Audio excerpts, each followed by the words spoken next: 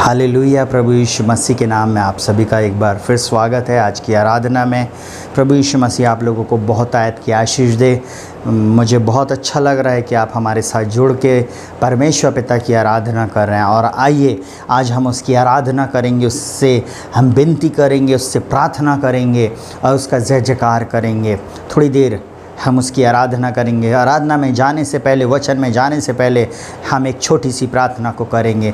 जीवित पिता यीशु मसीह के नाम में सुनने वाले हर एक को तेरे बलवंत हाथों में सौंपते, इनके जीवन में, इनके परिवार में, इनकी दशा और दिशा में तू अद्भुत काम का प्रभु जी। इनकी दशा और दिशा यीशु मसीह के नाम में बदल जा पिता। इनकी बीमारी, इनका दुख, इनकी तकलीफ यीशु के नाम में दूर हो जाए। जबकि आज प्रभु हम तेरी आराधना कर रहे प्रभु जी। ओ प्रभु, आपने कहा है परमेश्वर ऐसे आराधकों को ढूंढता है जो उसकी आराधना आत्मा और सच्चाई से करते प्रभु। जबकि हम आपकी आराधना आत्मा और सच्चाई से कर रहे प्रभु जी, आपको सारी महिमा मिले, आपका नाम महिमा पाए प्रभु जी। और इन भाई बहनों के जीवन में एक छुटकारा आए प्रभु जी, एक बड़ा अद्भुत आश्चर्य कर्म होने पाए प्रभु जी। साथ ही साथ मैं प्रार्थना करता हूँ प्रभु जी, मेरे देश में, मेरे शहर में और इस संसार में एक बड़ा छुटकारा है प्रभु। आपकी आराधना स्तुति जब हम करते प्रभु, आप स्तुति के सिंहासन पर विराजमान होते प्रभु जी। और प्रभु जी आप हमारी प्रार्थना, विनती, निवेदन को, स्तुति को सुनकर प्रभु हमें उत्तर देते, इसके लिए धन्यवाद प्रभु जी। आज तू लोगों को छूने जा रहा, आज लोगों को तू चंगा करने जा रहा, आज तू लोगों को उद्धार करने जा रहा, इसलिए हम धन्यवाद देते। आज का दिन यहोवा ने बनाया है और इसमें हम आनंदित हों प्रभु। ये आज के दिन प्रभु जब ये भाई बहन हमारे साथ जुड़े हैं प्रभु, इनका उद्धार करना, इनके जीवन में तू अद्भुत काम करना है, यही मेरी प्रार्थना यीशु मसीह के नाम से मांगते। प्रार्थना को सुन और ग्रहण कर, आमीन। हालेलुया। एक बार फिर प्रभु यीशु मसीह के नाम में आप सभी का स्वागत है। Hallelujah. Rakshit Joseph pray for everyone में मैं आप सभी का स्वागत करता हूँ। Hallelujah, hallelujah. जल्दी से हम 2 या 3 गीतों को गाएंगे और उसके बाद हम लोग वचन में जाएंगे।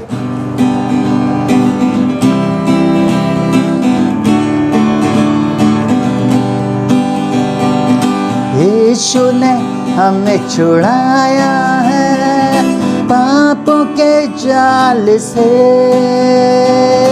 यीशु ने हमें बचाया है शैतान की चाल से। तो गाओ हालेलुया, तो गाओ हालेलुया, तो गाओ हालेलुया, तो गाओ हालेलुया। हमने शांति पाई है यीशु के नाम से,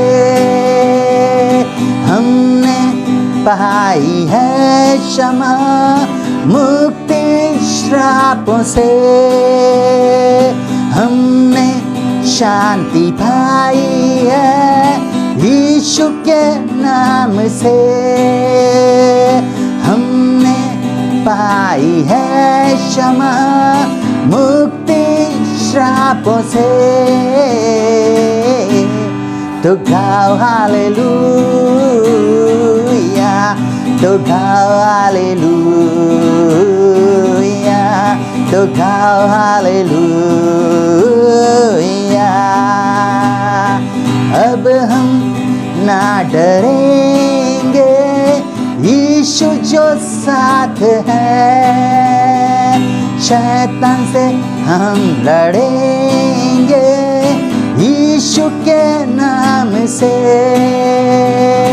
अब हम ना डरेंगे, यीशु जो साथ है, शैतान से हम लड़ेंगे यीशु के नाम से। तो गाओ हालेलुया, तो गाओ हालेलुया, तो गाओ हालेलुया।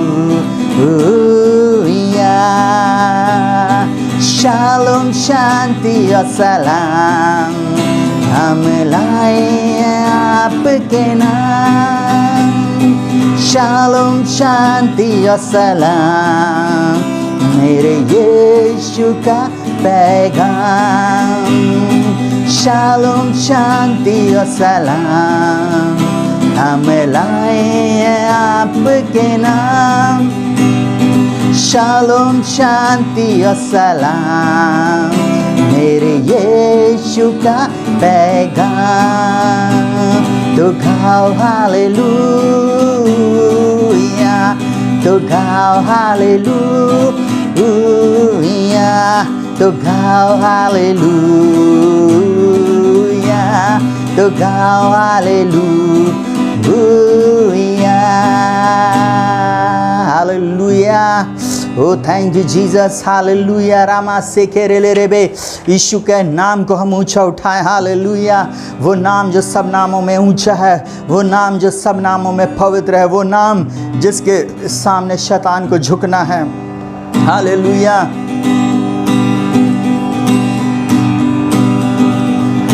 यीशु तेरा नाम सबसे ऊंचा है। यीशु तेरा नाम सबसे ऊंचा है। जिस नाम में मुक्ति, जिस नाम में शक्ति, जिस नाम में शांति देता वो नाम चंगाई। जिस नाम में बंदगी, यीशु है वो नाम। यीशु तेरा नाम सबसे ऊंचा है। यीशु तेरा नाम सबसे ऊंचा है। बीमारी से, गरीबी से, श्राप से है छुड़ाता वो नाम है जो अंधों को रोशनी भी है देता। जिस नाम में जिंदगी, यीशु है वो नाम। इस नाम में बंदगी, यीशु है वो नाम। यीशु तेरा नाम सबसे ऊंचा है। यीशु तेरा नाम सबसे ऊंचा है। जिस नाम से शैतान डरे, उस नाम की जय जय करे। जिस नाम से ये ज़माना झुके, उस नाम को हम सलाम करें। एक बार फिर से, नाम से शैतान डरे, उस नाम की जय जय करें। जिस नाम से ये ज़माना झुके, उस नाम को हम सलाम करें। जिस नाम में जिंदगी, यीशु है वो नाम। यीशु तेरा नाम सबसे ऊंचा है। यीशु तेरा नाम सबसे ऊंचा है। ओरा बाला रा ना ना ना मा से खेरे ले रे बेरे ले रे बो। ओरा बा बा बा बा बा बा बा बा बा बा बा बा बा बा बा बा बा। उस नाम को ऊंचा उठा प्रियो, उस नाम को धन्यवाद दें, उस नाम की स्तुति करें जो आज हम जीवित हैं। और उसकी महाकरुणा के कारण वो जो उसने हमको संभाल के रखा, उसने हमको जीवित रखा, उस नाम को हम धन्य कहें। और रमा शेखेरे ले रे बेरमो हमसे कितना प्यार किया, हमें पापों से छुड़ाने को अपने बेटे को कुर्बान किया। प्यारे पिता, तूने हमसे कितना प्यार किया, हमें पापों से छुड़ाने को अपने बेटे को कुर्बान किया। हम गाए हो सना, तू राजाओं का है राजा, तेरी महिमा होवे सदा। तू है प्रभु हमारा खुदा, तू है प्रभु हमारा खुदा। Oh, thank you Lord Jesus, hallelujah, la la la la la la la la la la la. Oh, thank you Jesus, सारा आदर महिमा सम्मान तुझे मिले। Thank you Lord, hallelujah. राजाओं के राजा, प्रभुओं के प्रभु, सारी महिमा आपको देते, सारा आदर आपको देते। ओ आज के दिन के लिए आपका धन्यवाद करते, इस क्षण के लिए आपका धन्यवाद देते, आपकी महाकरुणा के लिए हम आपका धन्यवाद करते, आपकी स्तुति और प्रशंसा और बड़ाई करते। हो रा बा बा बा बा बा बा रा ना ना ना ना मा। ले आदर ओ महिमा तुझे, ज्ञान और धन्यवाद प्रभु, मिले स्तुति और शक्ति प्रशंसा सदा सर्वदा। मिले आदर और महिमा तुझे, ज्ञान और धन्यवाद प्रभु, मिले स्तुति और शक्ति प्रशंसा सदा सर्वदा। सर्वशक्तिमान प्रभु परमेश्वर, जो है और था और रहेगा। सर्वशक्तिमान प्रभु परमेश्वर, जो है और था और रहेगा। तेरी महिमा होवे सदा, मेरे जीवन से तेरी महिमा होवे सदा, मेरे जीवन से। Hallelujah, hallelujah. जीवित पिता यीशु मसीह के नाम में हम सब आपका धन्यवाद करते। प्रभु, हमने थोड़ी देर आपकी स्तुति की, आराधना किया, और प्रभु जी हम आपसे प्रार्थना करते प्रभु जी आज के वचन के लिए, आज के वचन के अनुसार आप हमसे बोलना और बातचीत करना।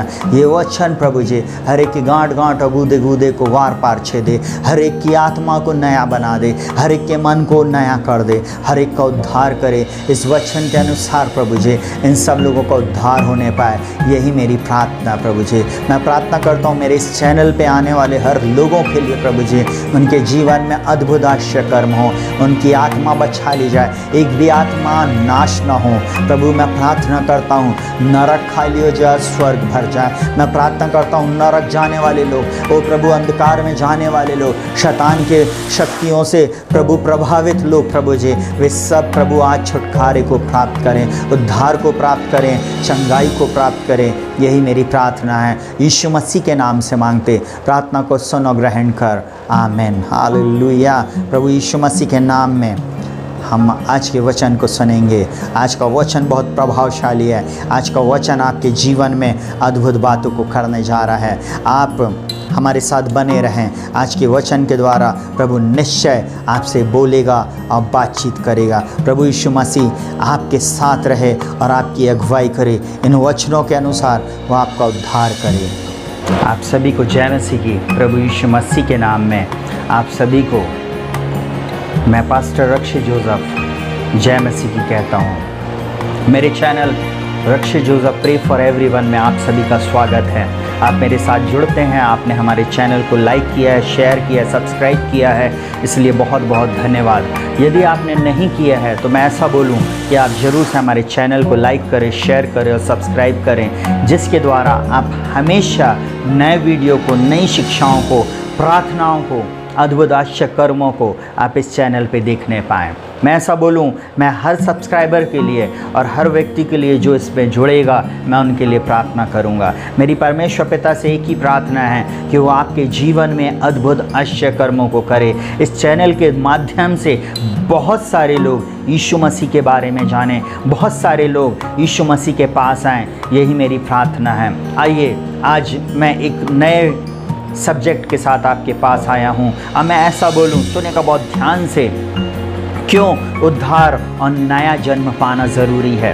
आज ये इस पूरे संसार में एक डिस्कस का विषय है। बहुत सारे लोग इसमें नाना प्रकार की बातों को करते हैं। बहुत सारे लोग बोलते हैं कि अरे उद्धार, साल्वेशन, नजात, ये सब फालतू की बात है। कुछ लोग ही इस पे फोकस करते हैं। अब बहुत सारे लोग बोलते हैं अरे हमें इस संसार में इन सब बातों की आवश्यकता नहीं है, अभी तो हम जवान हैं, अभी तो हमको अपना जीवन जीना है, हम बस अपना बढ़िया खाएं पिएं, ऐश करें और एक दिन मर जाएं। मैं ऐसा बोलूं, सावधान।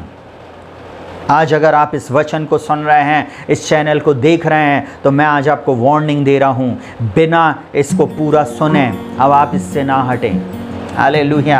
आज आपके लिए परमेश्वर ने एक योजना बनाई है। वो परमेश्वर आपको पाप में मरने नहीं देना चाहता, वो परमेश्वर आपको नाश होने नहीं देना चाहता। वो परमेश्वर जिसने आपके लिए अपने एक लौते पुत्र प्रभु यीशु मसीह को इस संसार में भेजा कि आपका वो उद्धार करे, वो परमेश्वर इस संसार में अपने पुत्र को इसलिए भेजा कि आपका और मेरा उद्धार हो जाए। वो चाहता है कि पूरी मानव जाति जो उसकी संतान है वो वापस उसके पास आ जाए। हालेलुया।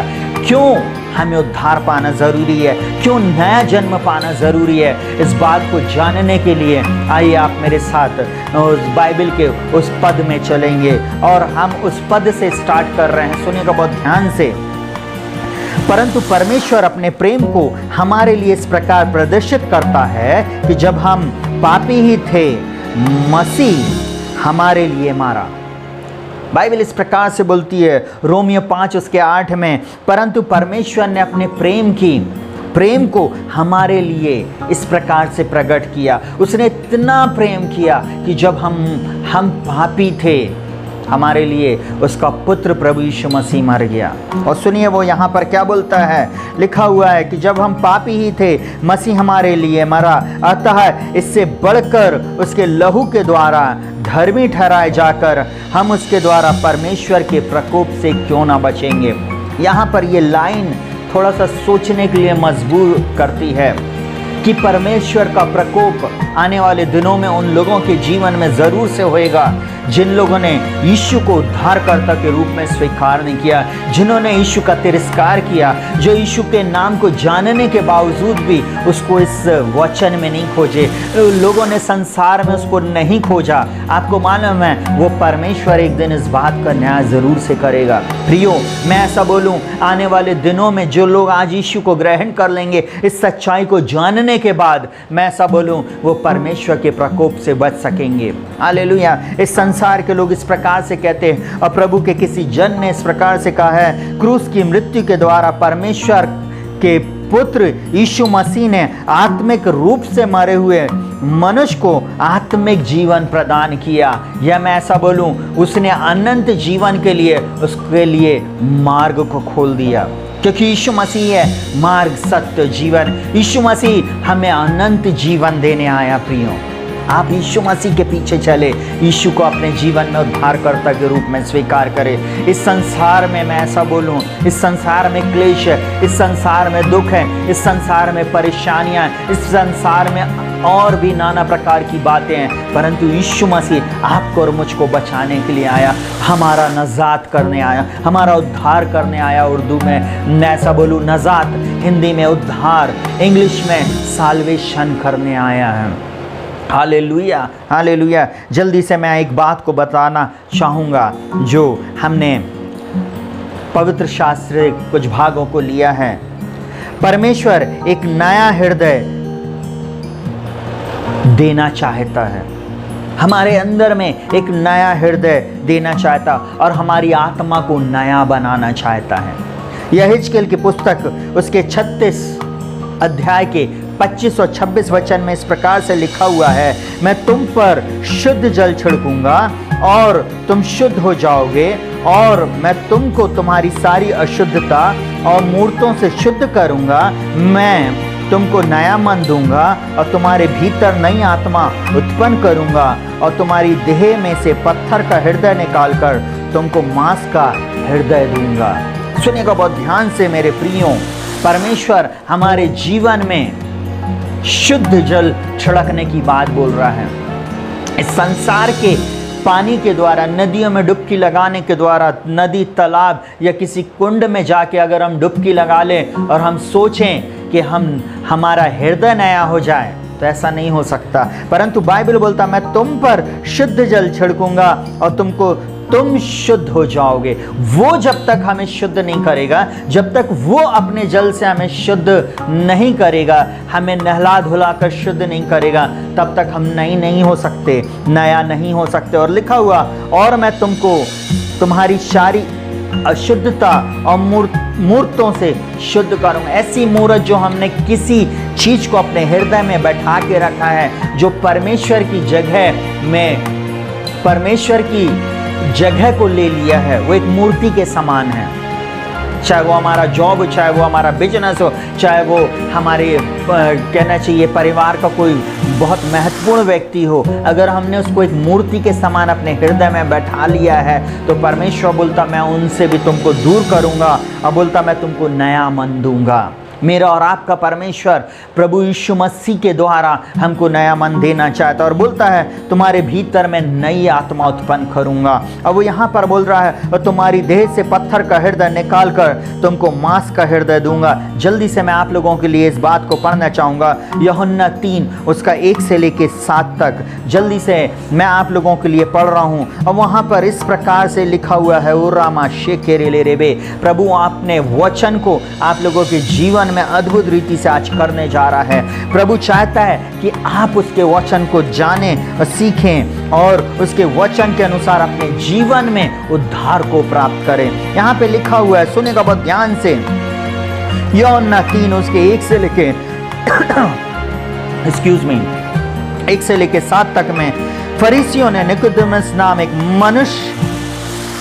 नाम का एक मनुष्य था, जो यहूदियों का सरदार था। उसने रात को यीशु के पास आकर उससे कहा, हे रब्बी, हम जानते हैं कि तू परमेश्वर की ओर से गुरु होकर आया है, क्योंकि कोई इन चिन्हों को जो तू दिखाता है, यदि परमेश्वर उसके साथ ना हो तो नहीं दिखा सकता। यीशु ने उसको उत्तर दिया, मैं तुझसे सच कहता हूँ, यदि कोई नए सिरे से ना जन्मे तो परमेश्वर का राज्य देख नहीं सकता। यीशु मसीह इस बात को बोल रहे हैं, जो नए सिरे से ना जन्मे वो परमेश्वर के राज्य को नहीं देख सकता। और उसके बाद निकोदेमुस ने उससे कहा, मनुष्य जब बूढ़ा हो गया तो कैसे जन्म ले सकता है? क्या वह अपनी माता के गर्भ में दूसरी बार प्रवेश करके जन्म ले सकता है? उसके बाद सुनिएगा बहुत ध्यान से, यीशु ने उत्तर दिया, मैं तुझसे सच सच कहता हूँ, जब तक कोई मनुष्य जल और आत्मा से ना जन्मे वह परमेश्वर के राज्य में प्रवेश नहीं कर सकता। क्योंकि जो शरीर से जन्मा है वह शरीर है, और जो आत्मा से जन्मा है वह आत्मा है। अचंभा न कर, मैंने तुझसे कहा, तुझे नए सिरे से जन्म लेना आवश्यक है। हालेलुया। यीशु मसीह ने एक रब्बी से, एक कहना चाहिए धर्मगुरु से इस बात को कहा। वो धर्मगुरु रात के अंधेरे में यीशु मसीह से मिलने के लिए आया, और यीशु मसीह को बोलता, तू परमेश्वर की ओर से आया। वो इस बात को जान गया था कि ये कुछ अद्भुत है, ये अद्भुत कार्य जो कर रहा है ये मनुष्य नहीं कर सकता, परंतु जो परमेश्वर से जन्मा है वो ही कर सकता है, जो आत्मा में नया है वो ही कर सकता है। और इन बातों को वो देखकर यीशु मसीह के पास आया और यीशु मसीह से इस बात को बोलता है। जल्दी से सुनिएगा बहुत ध्यान से, यीशु मसीह ने उसको एक सच्चा धार्मिक अगुआ, एक धार्मिक गुरु उसको बताया। बोलता, तू गुरु होके आया। वहां पर उसने, यीशु मसीह ने उसको बोलता है, यीशु ने निकोदेमुस को सच्चा धार्मिक अगुआ बताया। Hallelujah, hallelujah. बोलता है तुझे नए सिरे से जन्म लेने की आवश्यकता है। यीशु मसीह इसको बोलता है तुझको, तू भले ही अगुआ है, सब कुछ है, परंतु फिर भी तुझको नए जन्म की आवश्यकता है। उसके बाद बोलता है तुझे नया स्वभाव पाने की आवश्यकता है। हालेलुया। उसके बाद बोलता तुझे आत्मिक रीति से फिर से पुनर्जन्म लेने का आवश्यकता है, या उसको अनुभव करने की आवश्यकता है। अपनी आत्मा को नया बना लेने की आवश्यकता है। उसके बाद लिखा हुआ कोई नया जन्म बिना पाए स्वर्ग नहीं जा सकता। जब तक आपका नया जन्म नहीं है आप स्वर्ग नहीं जा सकते। बाइबल में यीशु मसीह इस प्रकार से बोल रहा है। क्या बोलता है? कोई नया जन्म पाए बिना स्वर्ग के राज्य में प्रवेश नहीं कर सकता। आज प्रियो, मैं इस बात को आपको बोलना चाहूँगा, चाहे आप कोई क्यों ना हो, किसी भी जाति, धर्म, भाषा, कुल, गोत्र के क्यों ना हो, आप हो सकता नए मसीही हो सकता आप नए विश्वासी हो, अभी अभी आपने यीशु मसीह को ग्रहण किया, या आप कई वर्षों से चर्च जा रहे हो, चर्च की सीट को गर्म कर कर अगर आप आ रहे हो, तो मैं ऐसा बोलूं, आज इस वचन को परमेश्वर मेरे द्वारा आपसे बात करना चाहता। परमेश्वर ने मेरे मुंह से इस बात को आपके लिए निकलवाया है कि आज आप इस बात को जान लें कि आप स्वर्ग में वास्तव में जाएंगे या नहीं। स्वर्ग में जाने के लिए आपको उद्धार पाना और नया जन्म लेना जरूरी है। जल्दी से सुनिएगा बहुत ध्यान से। क्यों मनुष्य को नया जन्म लेने की आवश्यकता है? क्यों? कई बार क्वेश्चन उठता, क्यों भैया? दूसरे लोग तो नहीं कर रहे, परंतु आप ही लोग इस बात को सिखाते हो। क्यों आज नया जन्म लेने की आवश्यकता है? और बाइबल इस प्रकार से बोलती है, उत्पत्ति 2:17 में लिखा हुआ, पर भले या बुरे का ज्ञान का जो वृक्ष है उसका फल तू कभी ना खाना, क्योंकि जिस दिन तू उसका फल खाए उसी दिन अवश्य मर जाएगा। परमेश्वर ने आदम को इस बात के लिए मना किया था कि तू भले और बुरे के फल के वृक्ष के पास जब जाए तो उसको देखकर परमेश्वर ने पहले ही बोल दिया था कि तेरे मन में लालच ना आए कि कहीं मैं इस वृक्ष के फल को खाकर और भले बुरे का ज्ञान पालूं। परमेश्वर ने उसको बोला कि तू जिस दिन इसे खाएगा तो मर जाएगा।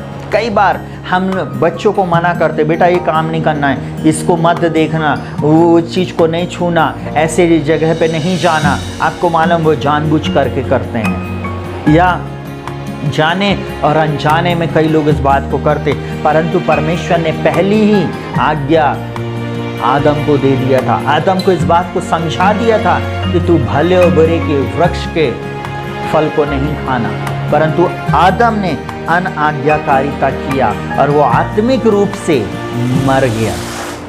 सांसारिक रूप से नहीं मरा, परंतु वो आत्मिक रूप से मर गया। बाइबल इस प्रकार से बोलती है, उत्पत्ति में परमेश्वर ने मनुष्य को अपनी स्वरूपता और समानता में बनाया। मतलब उसने शारीरिक रूप से नहीं, परंतु हमको शरीर में तो बनाया, परंतु उसने अपनी स्वरूपता, मतलब जैसा उसकी आत्मा थी उसी आत्मिक स्वभाव में हमको बनाया। आदम आत्मिक था, परंतु पाप करने के बाद, पाप में गिरने के कारण वो उस आत्मिक लेवल से नीचे आ गया, नीचे हो गया, पतित हो गया, गिर गया। उसके आत्मिक जीवन, वो परमेश्वर के साथ का संबंध टूट गया। प्रियों, आज परमेश्वर इस वचन से मेरे और आपके संबंध को फिर से जोड़ना चाहता। आप जल्दी से मेरे साथ फिर से आगे देखेंगे। हालेलुया। और परमेश्वर का वचन इस प्रकार से बोलता है, अदन की वाटिका में आदम के आज्ञा ना मानने के कारण, या परमेश्वर के साथ उसने एक बड़ा विद्रोह किया, या परमेश्वर के शासन के विरोध में गया, इसलिए उसके पाप के कारण सारे मनुष्य जाति में आत्मिक मृत्यु आ गई और उसका प्रभाव सारी मानव जाति के ऊपर हुआ। सारी मानव जाति उस पाप में गिर पड़ी। मैं ऐसा बोलूं प्रियों, मैं और आप पाप में रहने के लिए नहीं, परंतु परमेश्वर के साथ अनंत काल का जीवन जीने के लिए बनाए गए हैं। परमेश्वर की एक ही योजना है, मेरा बेटा, मेरी बेटी तो मेरे साथ अनंत काल के लिए रहे। इस संसार में हमें क्लेश होता है, इस संसार में हमें दुख होता है, इस संसार में नाना प्रकार की बातें हैं, परंतु मेरा परमेश्वर इस बातों से, इन सब बातों से छुटकारा देकर आपको अपनी गोदी में बैठा के रखना चाहता है, आपको अपना बेटा और बेटी बनाकर रखना चाहता है। वो चाहता है कि आप उसके साथ रहें। हालेलुया। वो आपसे बहुत प्रेम करता है मेरे प्रियों, और वो इस प्रकार से बोलता है। जल्दी से हम लोग बाइबल में कुछ बातों को देखेंगे। बाइबल हमें मृत्यु के बारे में बताती है। पवित्र शास्त्र बाइबल हमें 3 प्रकार की मृत्युओं के बारे में बताती है। 3 प्रकार से मनुष्य की मृत्यु होती है। इस संसार में बहुत सारे लोगों की मृत्यु हुई, परंतु बाइबल हमें जो बता रही है हम उसके ऊपर अध्ययन कर रहे हैं। बहुत सारे लोग इस संसार में इस बात को जानने के लिए लोग उत्साहित नहीं हैं। लोग इस बात को जानना भी नहीं चाहते। लोग बोलते हैं बस कर्म करे चले जाओ और एक दिन फल मिलेगा। अरे भाई, अगर आप यीशु मसीह को ग्रहण नहीं करोगे ना, तो फल उसका है नरक की धधकती हुई आग। परमेश्वर उस दिन बोलेगा, मैंने अपने सेवक के द्वारा, मैंने अपने लोगों के द्वारा, मैंने अपने प्रचारकों के द्वारा, मैंने तुम्हें अपने पुत्र प्रभु यीशु का नाम तुम्हें बताया था, परंतु तुमने क्यों नहीं मेरे बेटे को ग्रहण किया। उस दिन कोई एक्सक्यूज में नहीं चलेगा, उस दिन कोई बहाना नहीं चलेगा कि हमने नहीं जाना। मैं उन सब भाई बहनों से, उन रिलेटिव से, उन दोस्तों से जिन लोगों ने मेरा चैनल को सब्सक्राइब किया या आने वाले दिनों में जो करने जा रहे हैं, मैं उन सब से एक ही बात को बोलूँगा। आज मैं अपने हाथ को धो ले रहा हूँ, मैं हाथ जोड़कर आपसे एक ही बात बोल रहा हूँ। अगर आपने यीशु को अपने जीवन में ग्रहण नहीं किया, तो ये आज आपके लिए एक मौका हो सकता है, या आज आपका जीवन आखिरी हो और उससे पहले आप इसको सुन रहे हो। आज ही अपने जीवन में यीशु मसीह को उद्धारकर्ता के रूप में बुलाएं, ताकि वो आपको अनंत काल की मृत्यु से बचा ले। और जल्दी से मैं इस प्रकार से बोलूं, बाइबल में मृत्यु का अर्थ कभी भी जीवन की समाप्ति नहीं है, परंतु हमेशा के लिए हम परमेश्वर से अलग हो जाते हैं। एक बहुत बड़ा अलगाव है, परमेश्वर से हम अनंत काल के लिए अलग हो जाएंगे, वो है मृत्यु। इस शरीर को छोड़ देना वो एक साधारण मृत्यु, वो संसार की दृष्टि में, परंतु परमेश्वर से जब हम अलग हो जाएंगे वो है मेन मृत्यु। और परमेश्वर पिता हमसे ये नहीं चाहता, इसलिए तो उसने अपने पुत्र प्रभु यीशु को इस संसार में भेजा, इसलिए तो उसने आपके और मेरे लिए अपने पुत्र को बलिदान कर दिया। हालेलुया। अब यहाँ पर बोलता है, पहला पॉइंट सुनिएगा बहुत ध्यान से, शारीरिक मृत्यु। मनुष्य की आत्मा व प्राण, आंतरिक मनुष्य, हमारा आंतरिक मनुष्य और शारीरिक देह, बाहरी मनुष्य अलग होता है। ये इसकी मृत्यु होती। पहले शारीरिक मृत्यु, जिसमें क्या होता, मनुष्य की आत्मा अलग है और उसका प्राण अलग है।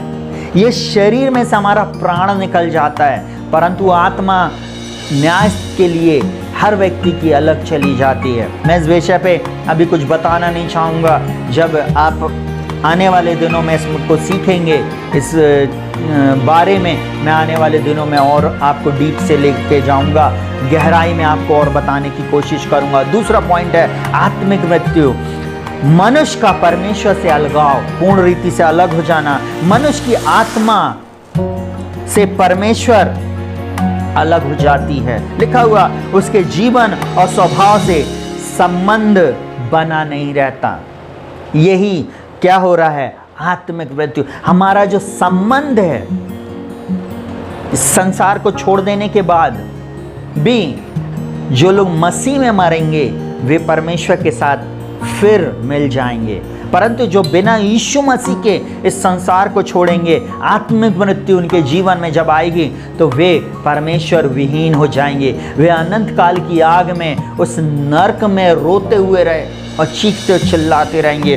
बहुत सारे लोग उस दिन बोलेंगे, भैया आपने चैनल बनाया, परंतु आपने यीशु मसीह के बारे में एक बार भी नहीं बताया कि यीशु मसीह उद्धार करता है, यीशु मसीह छुड़ाने वाला है, यीशु मसीह नजात देने वाला है, यीशु मसीह साल्वेशन देने वाला है। यीशु, लोगों ने तो बताया यीशु उद्धार करता है, यीशु धन संपत्ति और बहुत सारी चीज़ें देता, परंतु आपने उद्धार के बारे में, नए जन्म के बारे में क्यों नहीं बताया। मैं आज आप लोगों को बता रहा हूँ, आप यीशु को ग्रहण कर लें अपने जीवन में उद्धारकर्ता के रूप में।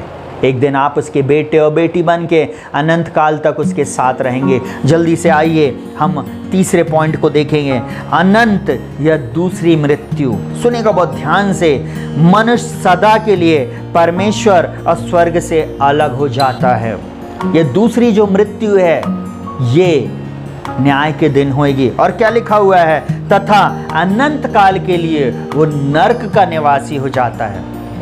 इस संसार में भाइयों बहनों, हो सकता आपने बहुत दुख उठाया हो, आपने अपने पति अपनी पत्नी के द्वारा, अपने परिवार के लोगों के द्वारा, इस संसार के लोगों के द्वारा, उनके सताए जाने के द्वारा आपने दुख उठाया हो सकता आज आप बोलते हो मेरा जीवन तो नरकीय था, परंतु मैं ऐसा बोलूं उससे भी भयानक नरक के समान जीवन जो रहेगा वो नरक में रहेगा। इस संसार में हम हो सकता 30 साल 40 साल 50 साल 100 साल हमारा जीवन हो, परंतु हम नरक में अनंत काल तक रोते रहेंगे।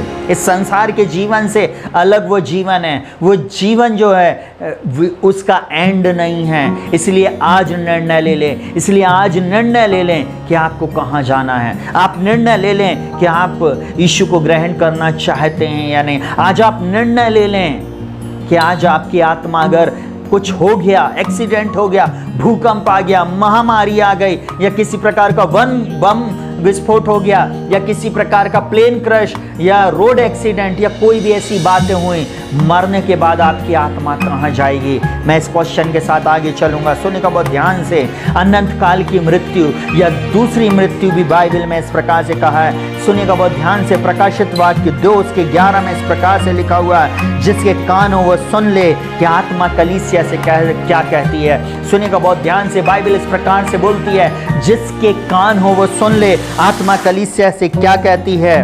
और सुनिएगा बहुत ध्यान से, आत्मा कलीसियाओं से क्या कहती है, जो जय पाए उसको दूसरी मृत्यु से हानि ना पहुंचेगी। जो जय पाए, परमेश्वर आपसे और मुझसे एक बात को बोलना चाहता है कि आपको और मुझको जय पाना बहुत जरूरी है।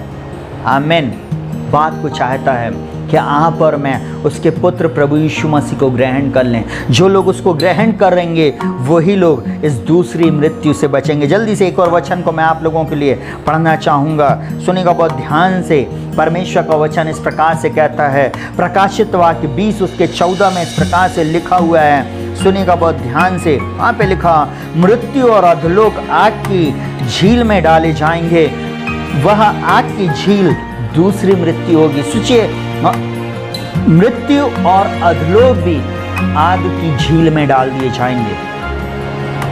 अनंत काल की आग, जहां पर सिर्फ रोना और दांतों का पीसना होएगा। प्रियो, मैं एक ही बात को बोलना चाहूँगा, मैं पास्टर रक्षित जोसेफ हम हर एक से इस बात को बोलना चाहूँगा कि आप यीशु को ग्रहण करें। आप अपने जीवन में उसे उद्धारकर्ता मुक्तिदाता के रूप में स्वीकार करें। वो प्रभु है, वो उद्धार करता है, वो राजाओं का राजा और प्रभुओं का प्रभु है। वो हो सकता आप उसको सोचें कि उसने चरनी में जन्म लिया एक बालक के रूप में, परंतु अब वो राजाओं के राजा और प्रभुओं के प्रभु के रूप में आने वाला है। वही एकमात्र उद्धार करता है, सृष्टि का रचयिता परमेश्वर वही है, और वो मुझको और आपको लेने आने वाला है। वो एक दिन मुझको और आपको, जब हम न्याय के सिंहासन के सामने, जितों ने उसे ग्रहण किया है, जब हम न्याय के सिंहासन के सामने खड़े होंगे, हम याव से उसके सामने खड़े रह सकते। परंतु जिन्होंने उसे ग्रहण नहीं किया, वो बोलेगा इन्हें उस अनंत काल की आग में डाल दो, उस अनंत काल की आग में डाल दो। और वहाँ पे लिखा, मृत्यु और अधोलोक आग की झील में डाले गए। यह आग की झील दूसरी मृत्यु है। प्रकाशित वाक्य 20:14 मैंने इस प्रकार से पढ़ा है। एक और वचन इस प्रकार से कहता है, प्रकाशित वाक्य 21:8 में इस प्रकार से लिखा हुआ, परंतु डरपोकों, अविश्वासियों, घिनौनों, हत्यारों और व्यभिचारियों और टोनों और मूर्ति पूजकों और सब झूठों का भाग उस झील में मिलेगा, जो आग और गंधक से जलती रहती है। यह दूसरी मृत्यु है। सुनेगा बहुत ध्यान से प्रियों, अगर आपने अपने जीवन में ये सब काम किए हैं या आप इस प्रकार से हैं, मैं आपको ऐसा बोलूँ हाथ जोड़ के, फिर आप जल्दी से पश्चाताप कर लें, जल्दी से मन फिरा लें, जल्दी से यीशु को अपने जीवन में उद्धारकर्ता के रूप में आज ही स्वीकार कर लें। कल नहीं होएगा, कल किसी ने नहीं देखा है, हम अगला क्षण नहीं जानते हैं कल क्या होने वाला, अगले क्षण क्या होने वाला हम नहीं जानते, परंतु वो प्रभु सब कुछ जानता है। ये वीडियो के माध्यम से, इस वचन के माध्यम से प्रभु आज आपसे बातचीत कर रहा है। प्रभु इस वीडियो के द्वारा, इस वचन के द्वारा आपसे बातचीत इसलिए कर रहा है कि आप मन फिरा ले। जो कोई भी, मैं हाथ जोड़ के फिर बोल रहा हूँ, आप मन फिराएं, यीशु के पास आ जाएं। सच्चा जीवित खुदा, जिंदा खुदा, नजात देने वाला, साल्वेशन देने वाला, उद्धार देने वाला, मोक्ष देने वाला यीशु मसीह ही है। और वो क्या बोलता है, सुनेगा बहुत ध्यान से, परंतु डरपोको, अगर आप यीशु मसीह को ग्रहण करने के बाद भी डरते हैं, अगर आप यीशु मसीह को ग्रहण करने के बाद भी आप अपने समाज से, अपने लोगों से, उन लोगों से डर रहे हैं, यीशु के बारे में नहीं बता रहे हैं, तो एक बात मैं ऐसा बोलूं, यीशु मसीह क्या बोलता है, डरपोको। कई लोग डरते हैं कि हम यीशु को ग्रहण नहीं करेंगे, यीशु के कारण कहीं हमारे जीवन में कहना चाहिए लोग हमें मारेंगे, कूटेंगे, हमें जात से, हमें समाज से बहिष्कृत कर दिया जाएगा। अगर आप इस प्रकार के डरपोक हैं तो परमेश्वर आज अपने वचन से बोल रहा है, आप स्वर्ग के राज में कभी प्रवेश नहीं करेंगे, क्योंकि मैं नहीं, उसका वचन इस प्रकार से बोलता। दूसरा, अविश्वासी, आपने अगर यीशु को अपने जीवन में उद्धारकर्ता के रूप में स्वीकार नहीं किया तो वो आपको अविश्वासी की तुलना में ले रहा है, आप एक अविश्वासी हैं। अब बाइबल साफ बोलती है, सुनेगा बहुत ध्यान से, जितनों ने उसे ग्रहण किया उसने उन्हें परमेश्वर की संतान होने का अधिकार दिया। परंतु यदि आप अविश्वासी हैं, अगर आप उसके वचन पे विश्वास नहीं कर रहे कि परमेश्वर ने अपने पुत्र प्रभु यीशु मसीह को भेजा इस संसार में, आप अविश्वास के कारण एक दिन नाश हो जाएंगे, आप अपने अविश्वास के कारण नरक में डाल दिए जाएंगे।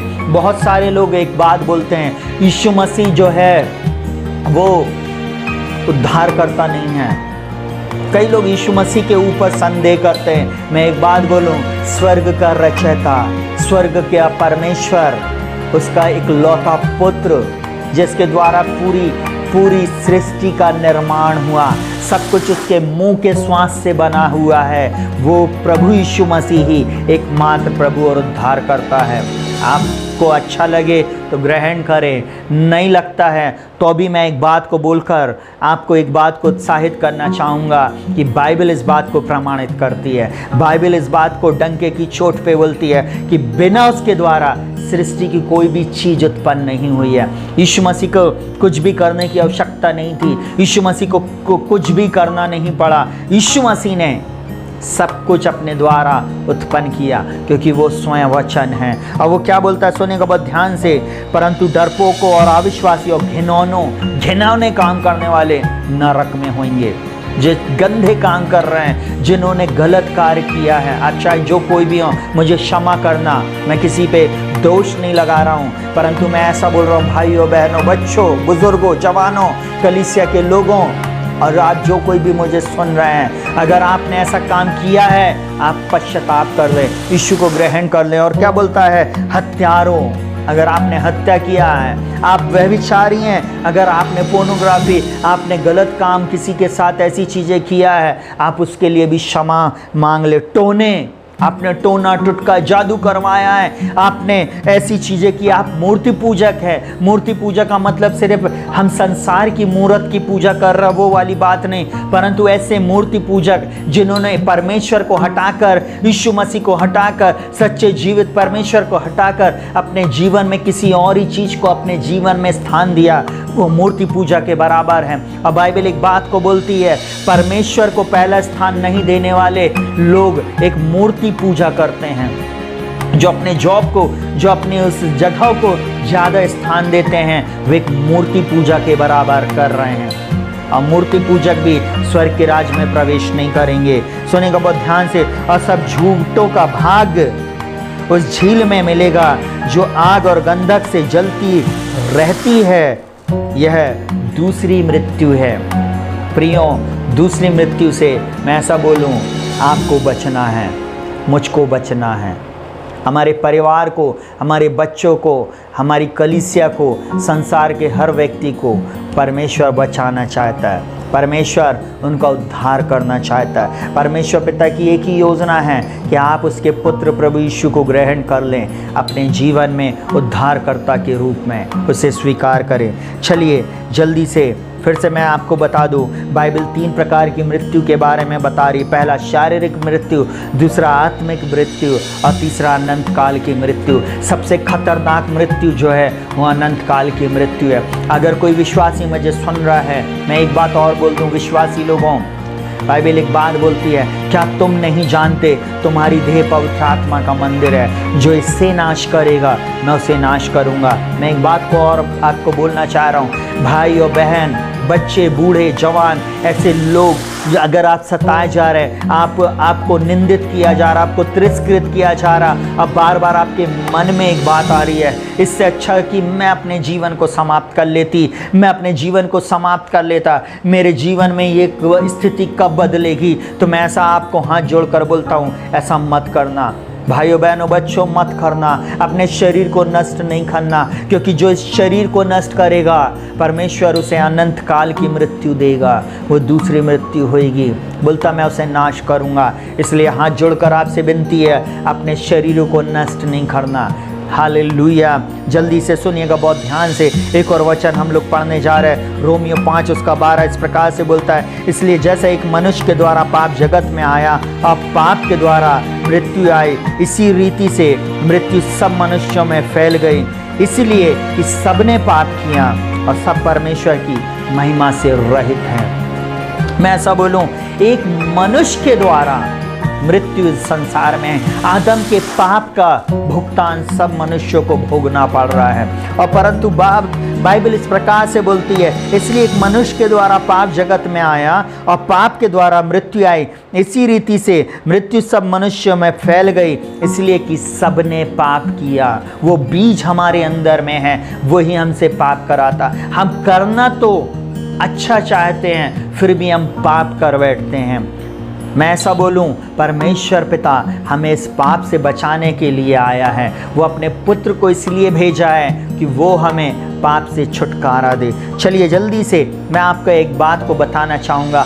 आदम के द्वारा, आदम की आज्ञा ना मानने के कारण सारी मानव जाति, सारा संसार पाप में प्रवेश कर गया, पाप में, अंधकार में प्रवेश कर गया।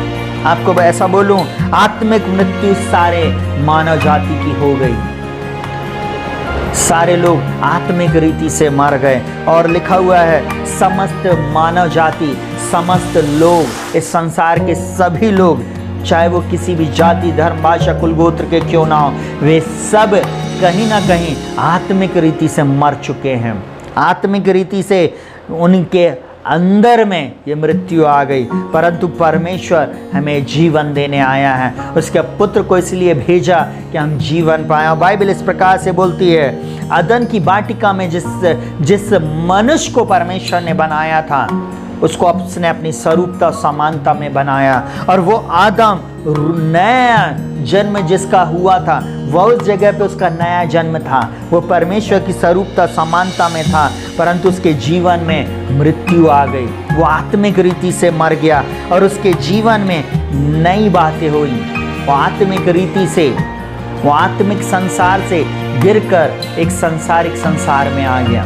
परमेश्वर ने उसको उस अदन की वाटिका से बाहर कर दिया, जहाँ पर वो नंगे पैर था, जहाँ पर उसको वस्त्र की आवश्यकता नहीं थी, जहाँ पर ना बारिश की आवश्यकता थी, ना ही वहाँ पे कोई हिंसक जंतु किसी की हानि करता था। वहाँ कोई भी ऐसी बात की ज़रूरत नहीं थी। वहाँ पे सिर्फ परमेश्वर के साथ संगति करने के द्वारा, जब तक वो पाप में नहीं गिरा था, जब तक वो परमेश्वर की उपस्थिति में चल रहा था, वो अद्भुत रीति से वो परमेश्वर के सारी चीज़ों को प्राप्त कर रहा था। उसे किसी भी बात के लिए मेहनत करने की आवश्यकता नहीं पड़ी, परंतु उसका परमेश्वर उसके लिए सब कुछ प्रोवाइड कर रहा था। वो परमेश्वर आज आपके और मेरे लिए भी सब कुछ प्रोवाइड करना चाहता है। वो परमेश्वर यीशु मसीह में आपको और मुझको आशीष देना चाहता, परंतु आज आपको और मुझको उसके पास आने की ज़रूरत है। उद्धार और नजात पाने की ज़रूरत है। साल्वेशन पाने की आवश्यकता है। चलिए जल्दी से हम एक बात को देखेंगे कि आदम के गिरने के कारण उसका स्वभाव बदल गया। उसने अपने शासन को, परमेश्वर ने एक बात को और बोला उत्पत्ति 1 में इस प्रकार से बोला, आओ हम मनुष्य को अपनी स्वरूपता समानता में बनाएं ताकि वे सब चीज़ों पर अधिकार रखें। आपको मालूम है परमेश्वर ने मनुष्य को अपनी स्वरूपता समानता में बनाकर उसको हर चीज़ पर अधिकारी बनाया। चलिए जल्दी से मैं आपको बता दूं उस वचन को। उत्पत्ति 1 उसके 26 में इस प्रकार से लिखा हुआ, फिर परमेश्वर ने कहा मनुष्य को अपने स्वरूप के अनुसार अपनी समानता में बनाएं और वे समुद्र की मछलियों और आकाश के पक्षियों और घरेलू पशुओं और सारी पृथ्वी पर और सब रेंगने वाले जंतुओं पर जो पृथ्वी पर रेंगते हैं अधिकार रखें। आपको एक बात बताऊं, ये पाप के कारण, ये पाप के स्वभाव के कारण आदम के जीवन में एक और गिरावट आई। आदम आत्मिक स्टैंडर्ड से नीचे गिर गया। साथ ही साथ उसका जो अधिकार था, जो उसको अधिकार करने की शक्ति परमेश्वर ने दिया था, उससे भी वो गिर गया। और आपको मालूम है वो अधिकार शैतान ने छीन लिया। आप और मैं अधिकारी बनाए गए हैं, आप और मैं राज्य करने के लिए सिरजे गए हैं, परंतु शैतान इतना चतुर था उसने आदम को गिरा दिया। परंतु पिता का धन्यवाद हो जिसने यीशु मसीह में हमें फिर से वो अधिकार को लौटाया। आगे हम इस बात को देखेंगे। और बाइबल इस प्रकार से बोलती है, मनुष्य के पतन के कारण आत्मिक मृत्यु ने मानव परिवार पर राज्य किया। आत्मिक रीति से सब लोग मर गए थे, पूरा परिवार मरा हुआ था। परंतु सुनिएगा बहुत ध्यान से, बाइबल एक और बात को बोलती है, रोमियो 5 उसके 18 में, इसलिए जिस प्रकार एक अपराध का प्रतिफल सब मनुष्यों के लिए दंड की आज्ञा हुआ, उसी प्रकार धार्मिकता के एक ही कार्य का प्रतिफल सब मनुष्यों के लिए धर्मी ठहराया जाना हुआ। उस परमेश्वर ने आपको और मुझको यीशु मसीह में धर्मी ठहराया है। एक व्यक्ति के कारण आप और मैं धर्मी ठहरते, एक व्यक्ति के कारण आप और मैं धर्मी ठहरते हैं। यीशु मसीह आपको और मुझको धर्मी ठहराने के लिए आया, आपको और मुझको परमेश्वर की संतान बनाने के लिए आया, आपको और मुझको पाप से छुड़ाकर और धार्मिकता का जीवन जिलाने के लिए आया। वो परमेश्वर मुझको और आपको जीवन देने के लिए आया है। हालेलुया। वो स्वर्ग का परमेश्वर स्वयं प्रभु यीशु मसीह आपको और मेरे को अपना भाई, अपनी बहन बनाने के लिए संसार में आया है। सुनिएगा बहुत ध्यान से। हालेलुया। बोलता वे एक मनुष्य के अर्थात यीशु मसीह के द्वारा अनंत जीवन में राज्य करेंगे। यीशु मसीह के द्वारा आप और मैं अनंत जीवन में राज्य कर सकते। प्रियो, आपको और मुझको उसके पास आने की आवश्यकता है, उसको ग्रहण करने की ज़रूरत है, उसको अपने जीवन में अपना लेने की आवश्यकता। बार बार मैं इस बात को रिपीट कर रहा हूँ और मैं रिपीट करता रहूँगा। आप आगे फिर से इन वचनों को देखेंगे। जल्दी से मैं एक बात को बताना चाहूँगा, सुनिएगा बहुत ध्यान से। आदम का पाप संपूर्ण मानव जाति पर न्याय को और दंड को लेके आया। आपको मालूम है आने वाले दिनों में परमेश्वर जब इस संसार का न्याय करेगा, जब लोग उसके पास जाएंगे, और बहुत सारी बातें हैं, जब न्याय सिंहासन के सामने लोग जाएंगे तब वहाँ पर परमेश्वर न्याय करेगा कि कौन कौन उसके पुत्र पर विश्वास किया, किसने उसके पुत्र प्रभु यीशु को ग्रहण किया, कौन उसके पीछे चल रहा है, कौन ने उसको अपना जीवन समर्पित किया। वे सब न्याय के दिन उस सिंहासन के सामने खड़े होंगे। आपको और मुझको एक दिन उसके सिंहासन के सामने खड़े होना है।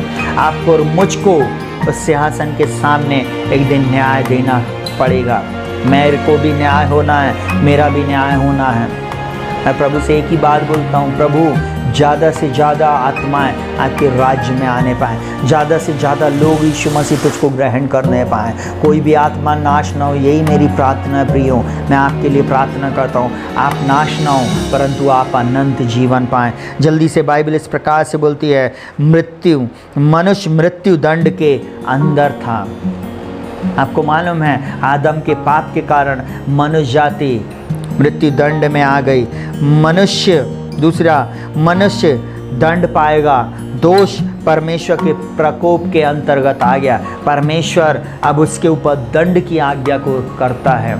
सुनिएगा बहुत ध्यान से, रोमियो 3 उसका 10 इस प्रकार से बोलता है, सुनिएगा, एक के पाप के कारण पूरी मानव जाति दूषित हो गई। एक के पाप के कारण ये पूरे संसार में ये पाप फैल गया और परमेश्वर चाहता था कि उसके पुत्र के द्वारा हम इस पाप से छुटकारा पा लें। और वो यहाँ पर क्या बोलता है, रोमियो 3 उसका 10 से लेके 18 तक जल्दी से मैं आप लोगों के लिए पढ़ना चाहूँगा। Hallelujah, oh thank you Jesus, hallelujah, hallelujah. बने रहें हमारे साथ। प्रभु यीशु मसीह आप लोगों को बहुत आयत की आशीष देने जा रहा है। इन वचनों के द्वारा निश्चय वो आपका उद्धार करेगा, आपके जीवन में वो अद्भुत आश्चर्य कर्मों को करेगा। अगर आप एक नए विश्वासी हैं या हो सकता है आपने आज तक उद्धार के बारे में नहीं जाना है, तो आप इसको ज़रूर से पूरा सुने, बार बार सुने, आपकी आत्मा क्लियर हो जाएगी। इन वचनों के द्वारा प्रभु आपसे बोलने अब बातचीत करने जा रहा है। और सुनिएगा बहुत ध्यान से, रोमियो 3 उसके 10 में इस प्रकार से लिखा हुआ है, 3 का 10 से लेकर 18 तक मैं आप लोगों के लिए पढ़ने जा रहा हूँ। लिखा हुआ है, जैसे लिखा है, कोई धर्मी नहीं, एक भी नहीं। परमेश्वर बोलता है, सुनिएगा, अपने वचन में वो इस प्रकार से बोलता है, कंप्लेन कर रहा है, कोई भी धर्मी नहीं, एक भी नहीं, कोई समझदार नहीं, कोई परमेश्वर को खोजने वाला नहीं। इस संसार में कोई भी धर्मी नहीं है, कोई भी पर समझदार नहीं दिखा रहा है, कोई भी परमेश्वर को खोज नहीं रहा है। और उसके बाद बोलता है, सब की सब भटक गए।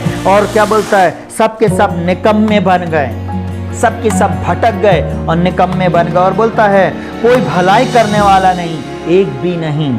उसके बाद बोलता है, सबका गला खुली हुई कब्र के समान है, उन्होंने अपनी जीभ से छल किया है। लोगों के गले एक खुली हुई कब्र के समान है। उन्होंने जीभ से क्या किया, छल किया, बुराइयां किया, गलत बातें। और उसके बाद बता, उनके होंठों से सांपों का विष है। बोल रहे हैं आज तो कड़वाहट ही बोल रहे हैं, दूसरों के विरुद्ध में बोल रहे हैं। प्रियो, ऐसा नहीं करें। और सुनिएगा बहुत ध्यान से, उसके बाद बोला है, उनके पांव लहू बहाने को फुर्तीले हैं। लोग चुगली करने के लिए और दूसरों को मर्डर करने के लिए, नाश करने के लिए दौड़े चले जा रहे हैं।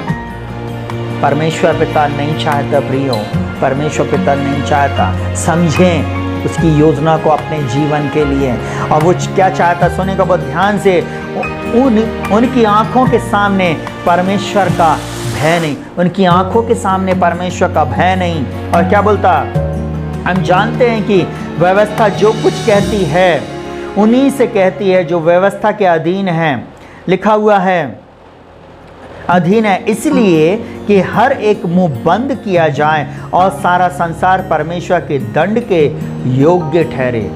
बाइबल साफ बोल रही है, जो लोग ये काम को कर रहे हैं और संसार के लोग जिन्होंने यीशु को ग्रहण नहीं किया, वे सब दंड के योग्य ठहरेंगे। और इस वचन को वो इस प्रकार से बोलता है, क्योंकि व्यवस्था के कामों से कोई प्राणी उसके सामने धर्मी नहीं ठहरेगा, इसलिए व्यवस्था के द्वारा पाप की पहचान होती है। व्यवस्था के द्वारा आप हमें धर्मी नहीं ठहर सकते। व्यवस्था तो हमको सिर्फ पाप को बताती है, व्यवस्था हमको पाप के बारे में बताती है। जब आदम ने पाप किया तो इसने न केवल उससे बल्कि उसके भविष्य की पीढ़ियों को, शारीरिक वंश को, संपूर्ण मानव जाति, संपूर्ण मानव परिवार को प्रभावित कर दिया। उसके एक पाप के कारण हम सब गिर गए। और बाइबल इस प्रकार से बोलती, सुनिएगा बहुत ध्यान से, बाइबल इस प्रकार से कहती है, गिरे हुए पतित लोग, आदम की जाति का, आदम जो था वो मानव जाति का क्या हो गया, उसने पुनरुत्पादन किया। मतलब अब सब कुछ उसी के द्वारा उत्पन्न हो रहा है, सब कुछ उसी के द्वारा पुनरुत्पादन हो रहा है, सब कुछ उसी के द्वारा उत्पादन हो रहा है। आदम में भ्रष्ट स्वभाव हुआ और भ्रष्ट परिवार का उत्पादन आदम के द्वारा हो रहा। आदम के द्वारा आत्मिक मृत्यु संपूर्ण मानव जाति में आत्मिक मृत्यु आ गई। आपको मालूम है, इसका भी उत्पादन आदम के द्वारा हुआ, इसकी भी उत्पत्ति आदम के द्वारा हुई। आदम के परिवार ही से वंशानुगत ये चीज़ें चली आ रही हैं। मेरा और आपका स्वभाव अगर पाप का है तो उसका कारण क्या है? आदम ने पाप किया। और बाइबल क्या बोलती है? सुनिएगा बहुत ध्यान से। बाइबल इस प्रकार से बोलती, 1 कुरिन्थियों 15 उसका 21 और 22, क्योंकि जब मनुष्य के द्वारा मृत्यु आए तो मनुष्य ही के द्वारा मरे हुओं का पुनरुत्थान भी आया। परमेश्वर ने मनुष्य के द्वारा पुनरुत्थान को लेके आया, इसलिए तो यीशु मसीह को संसार में लेके आया, इसलिए तो यीशु मसीह को उसने इस संसार में उद्धारकर्ता के रूप में, नजात देने वाले के रूप में, साल्वेशन करने वाले के रूप में लेके आया। और वो क्या बोलता है? बोलता है तो मनुष्य ही के द्वारा मरे हुए का पुनरुत्थान भी आया, और जैसे आदम में सब मरते हैं वैसे ही मसीह में सब जिलाए जाएंगे। यीशु मसीह में हम और आप जिलाए जाएंगे। चिंता की बात नहीं है। मृत्यु थी परंतु व्यवस्था मृत्यु को बताती, व्यवस्था पाप को बताती है। व्यवस्था के द्वारा, व्यवस्था में चलने के द्वारा ही लोग धर्मी हो सकते थे, परंतु अब मैं ऐसा बोलूं, यीशु मसीह को ग्रहण करने के द्वारा आप धर्मी ठहरते हैं। यीशु मसीह में व्यवस्था का अंत है। यीशु मसीह में अब आप परमेश्वर की संतान बन जाते हैं। यहाँ व्यवस्था हमें पाप को बताती है और व्यवस्था हम पे दोष लगाती है। व्यवस्था शैतान की शक्ति बन जाती है, परंतु यीशु मसीह हम पे दोष नहीं लगाता, परंतु यीशु मसीह अनुग्रह करता है। यीशु मसीह हमें ग्रहण करता है और परमेश्वर की संतान बना देता है और व्यवस्था को अपने में पूर्ण कर लेता है आपके और मेरे लिए। हालेलुया। और सुनिएगा बहुत ध्यान से, हालेलुया। पद 21 इस प्रकार से बोलता है, सुनिएगा। वो कहता है कि आदम के गिर जाने के कारण सारी मानव जाति पर मृत्यु आ गई थी। आत्मिक मृत्यु सारी मानव जाति पे आ गई। शारीरिक और आत्मिक मृत्यु मानव जाति में आ गई। Hallelujah, hallelujah, hallelujah. लोग आत्मिक रीति से भी नाश हो रहे थे बिना परमेश्वर को जाने। और सुनिएगा बहुत ध्यान से, और पद 22 इस प्रकार से कहता, आदम में सब मरते हैं, या हम ऐसा कहें कि आदम में समस्त संतान मृत्यु दंड के अंदर है। आदम में हमारा उद्धार नहीं है, आदम में हमें छुटकारा नहीं है, आदम में हमें दंड मिलता है। परंतु परमेश्वर का धन्यवाद हो, यीशु मसीह में हमें दंड नहीं परंतु यीशु मसीह में हमें उद्धार मिलता है। क्या बोलता? सुनिएगा बहुत ध्यान से। आदम के पाप ने मानव परिवार को स्थायी रूप से प्रभावित या संक्रमित कर दिया, और लिखा हुआ है, और प्रत्येक जाति में यह संक्रमण के समान फैल गया। ये पीढ़ी से पीढ़ी तक चला आ रहा है। ये बात पीढ़ी से पीढ़ी तक चली आ रही है। और उसके बाद सुनिएगा, लिखा हुआ है, मनुष्य की सब पीढ़ियों में अशुद्ध धारा प्रवाह, अशुद्धता धारा के समान बह रही है। सब आदम के उस नेचर में बह रहे हैं। अब प्रत्येक को इसमें से कुछ ना कुछ बात स्पर्श कर रही है, छूती है और उसको दूषित कर रही है, दूषित हो रहा है व्यक्ति। उसके बाद परमेश्वर ने, हालेलुया, हमें इस दुष्टता को, इस गंदगी को साफ करने के लिए यीशु मसीह को भेजा। आदम ने न केवल मानव जाति के पिता के रूप में होकर उसने पाप किया, परंतु उसने सारे वंश का प्रतिनिधि किया। वो सारे वंश का प्रतिनिधि है। आपको मालूम है, आदम का बीज, आदम के बीज में ही क्या आ गई? अब आत्मिक मृत्यु आ गई। आदम के बीज में ही पाप आ गया, आदम के बीज में ही दोष आ गया। आपको मालूम है, प्रभु इन सब बातों को हमें बताना चाहता है। हम जाने क्यों उद्धार जरूरी है, क्यों नया जन्म जरूरी है। इतनी सब गंदगी आने के कारण ही परमेश्वर हमारी सफाई करना चाहता है। परमेश्वर हमको शुद्ध, साफ और पवित्र करके अपने पुत्र प्रभु यीशु मसीह में फिर से अपने बेटे के समान हमें ग्रहण कर लेना चाहता है। पहला आदम गिर गया था, पहला आदम भटक गया था, पहला आदम परमेश्वर से रहित हो गया था, परंतु यीशु मसीह में वो हमें फिर ग्रहण करना चाहता है। हमको सही रास्ते पे लाना चाहता है, हमें अपनी संतान बना लेना चाहता है और अनंत काल तक अपने साथ रखना चाहता है। सुनेगा बहुत ध्यान से, पूरी मानव जाति अदन की वाटिका के द्वारा ही पाप में गिरी। हालेलुया। उस स्थान में परमेश्वर ने जिस स्थान में आदम को रखा था, अदन की वाटिका में, वहाँ पर सांप ने हवा को बहकाया और हवा की आदम ने माना और आदम के कारण ये बातें सबके ऊपर आईं। ये कहना चाहिए पूरी मानव जाति मृत्यु में आ गई। बाइबल में लिखा हुआ है सब ने पाप किया और सब परमेश्वर की महिमा से रहित हैं। हमारे अंदर में वो स्वभाव, वो बीज आया आदम के द्वारा। हम अब कुछ भी, कोई बच्चा भी अब जन्म लेता है, उसको आप कुछ नहीं सिखाओ, फिर भी उसके अंदर में वो नेचर, वो स्वभाव अपने आप आदम का नेचर डेवलप होने लगता है। उस नेचर को परमेश्वर कट करना चाहता और हमें नया स्वभाव, नया मनुष्य देना चाहता है यीशु मसीह में। हालेलुया। चलिए जल्दी से सुनिएगा बहुत ध्यान से। उत्पत्ति 3 उसके 20 में इस प्रकार से लिखा हुआ है, और आदम ने अपनी पत्नी का नाम हवा रखा, क्योंकि जितने मनुष्य जीवित हैं उन सब की आदि माता वही है। आपको मालूम है आदम ने हर प्राणी का नाम रखा, इवन उसने अपनी पत्नी का नाम भी रखा। परमेश्वर ने उसको इतना बड़ा अधिकार दिया था। और सुनिएगा बहुत ध्यान से, मानव जाति आदम की संतान प्राकृतिक जन्म के द्वारा हम सब ने आदम के पतित और भ्रष्ट हुए स्वभाव को विरासत में पाया। मैं क्यों बोलूं कि हम गिर गए थे, हम पाप के स्वभाव को हमने आदम से पाया। हम पाप नहीं करते, परंतु हमने उस स्वभाव को आदम के द्वारा पाया है। और सुनिएगा बहुत ध्यान से, मानव स्वभाव अपने समान ही पुनरुत्पादन, हम सब भी इस बात को उत्पादित कर, हमारी जनरेशन वापस इस कार्य को कर रही है। क्योंकि वो स्वभाव, जैसे बोलते ना, आम के बीज से आप आम का ही पेड़ पाएंगे और फिर आम का फल पाएंगे, उस बीज के द्वारा। वैसे हमारे अंदर जो पाप का बीज आया, उसके द्वारा जो जनरेशन टू जनरेशन पाप बढ़ते चले जा रहा है। लोग पाप में ही जा रहे हैं, परंतु परमेश्वर का धन्यवाद हो, यीशु मसीह को उसने आपके और मेरे लिए भेजा है कि हम इस पाप से छुटकारे को प्राप्त करें। हालेलुया। और सुनिएगा बहुत ध्यान से, तब वो पतित या गिर गए और भ्रष्ट हो गए, और पूरी मानव जाति आदम के पाप के कारण आज इसका फल भोग रही है।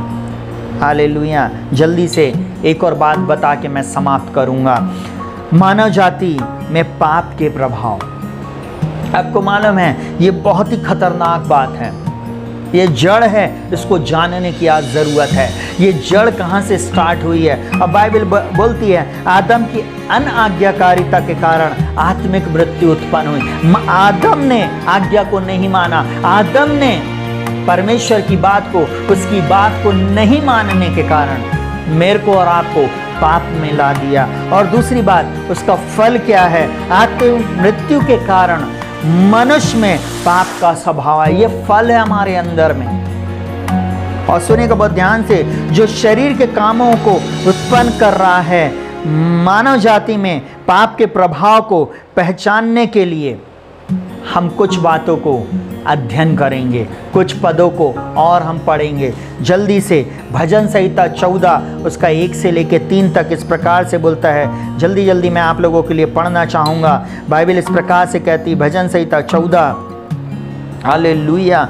ओ राबा से खे ले बेंदा बारला रबो, 14 का 1 से लेकर 3 तक बाइबल इस प्रकार से कहती है, मूर्ख ने अपने मन में कहा कोई परमेश्वर है ही नहीं। और सुनिएगा बहुत ध्यान से, वे बिगड़ गए और उन्होंने घिनौने काम किए हैं, कोई सुकर्मी नहीं, परमेश्वर लिखा हुआ कोई सुकर्मी नहीं। परमेश्वर ने स्वर्ग से मनुष्य पर दृष्टि की है कि देखे कि कोई बुद्धिमान, कोई परमेश्वर को खोजी है या नहीं।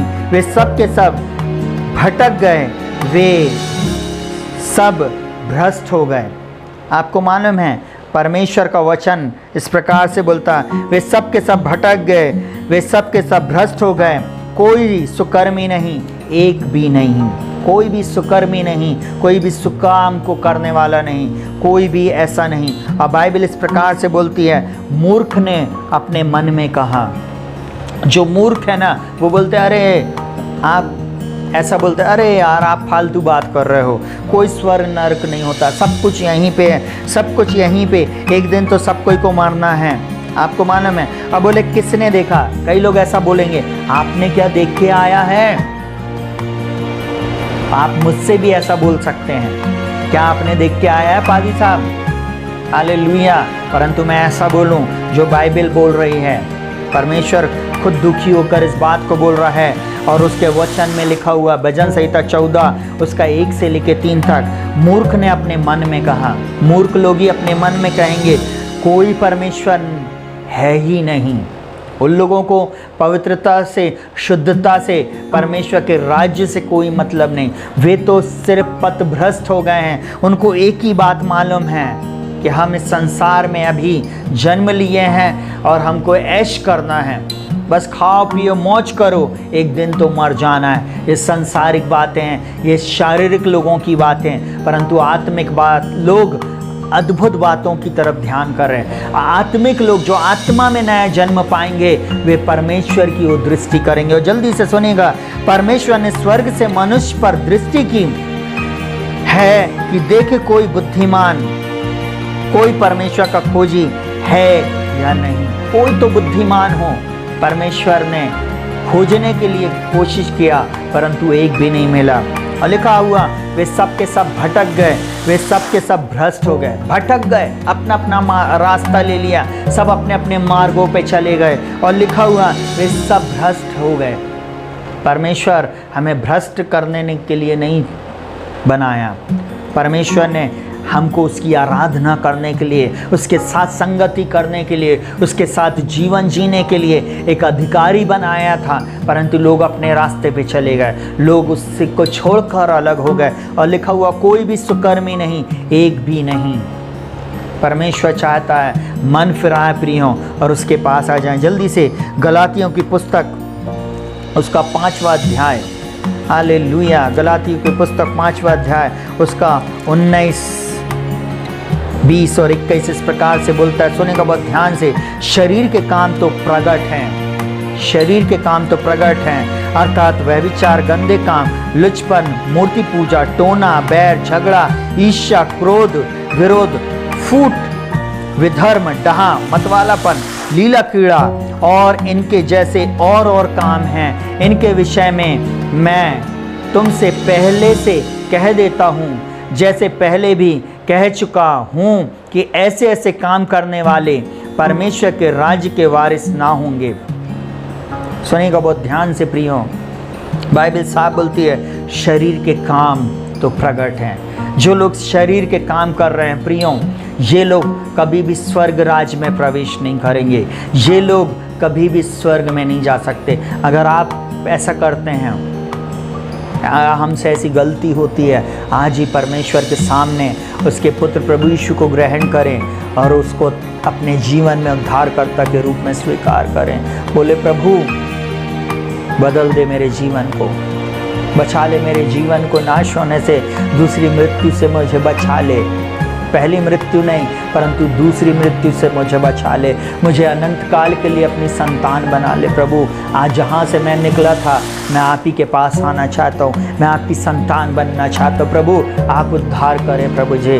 बोलो प्रभु मेरी आत्मिक आंखों को खोल दें। ऐसे करके आप प्रार्थना करें। आप इन वचनों को जब सुन रहे हैं, यिर्मयाह 17 उसका इस प्रकार से बोलता है, 9वां पद इस प्रकार से बोलता है। यिर्मयाह 17 उसको 9 इस प्रकार से बोलता है। सुनिएगा बहुत ध्यान से।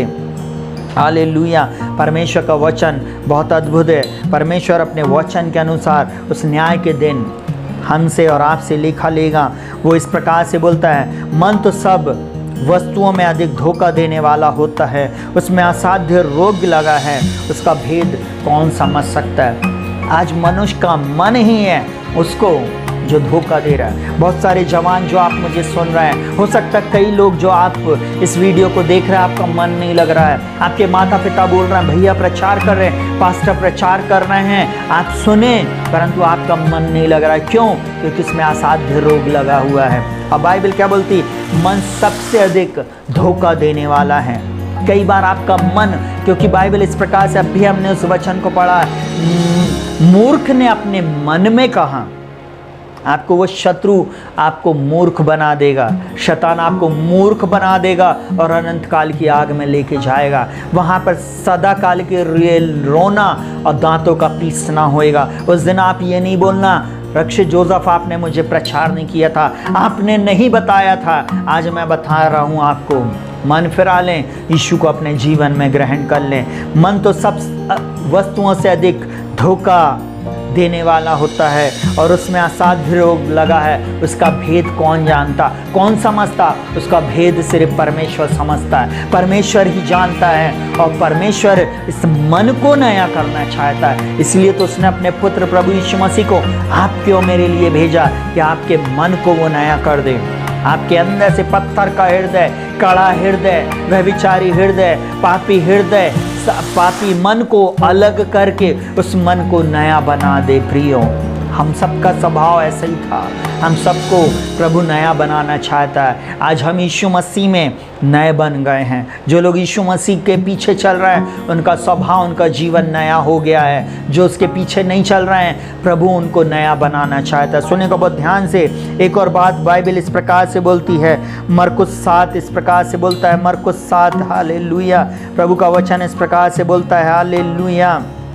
मरकुस 7 उसमें इस प्रकार से लिखा हुआ है, हालेलुया। मरकुस 7 उसका 21 से 23।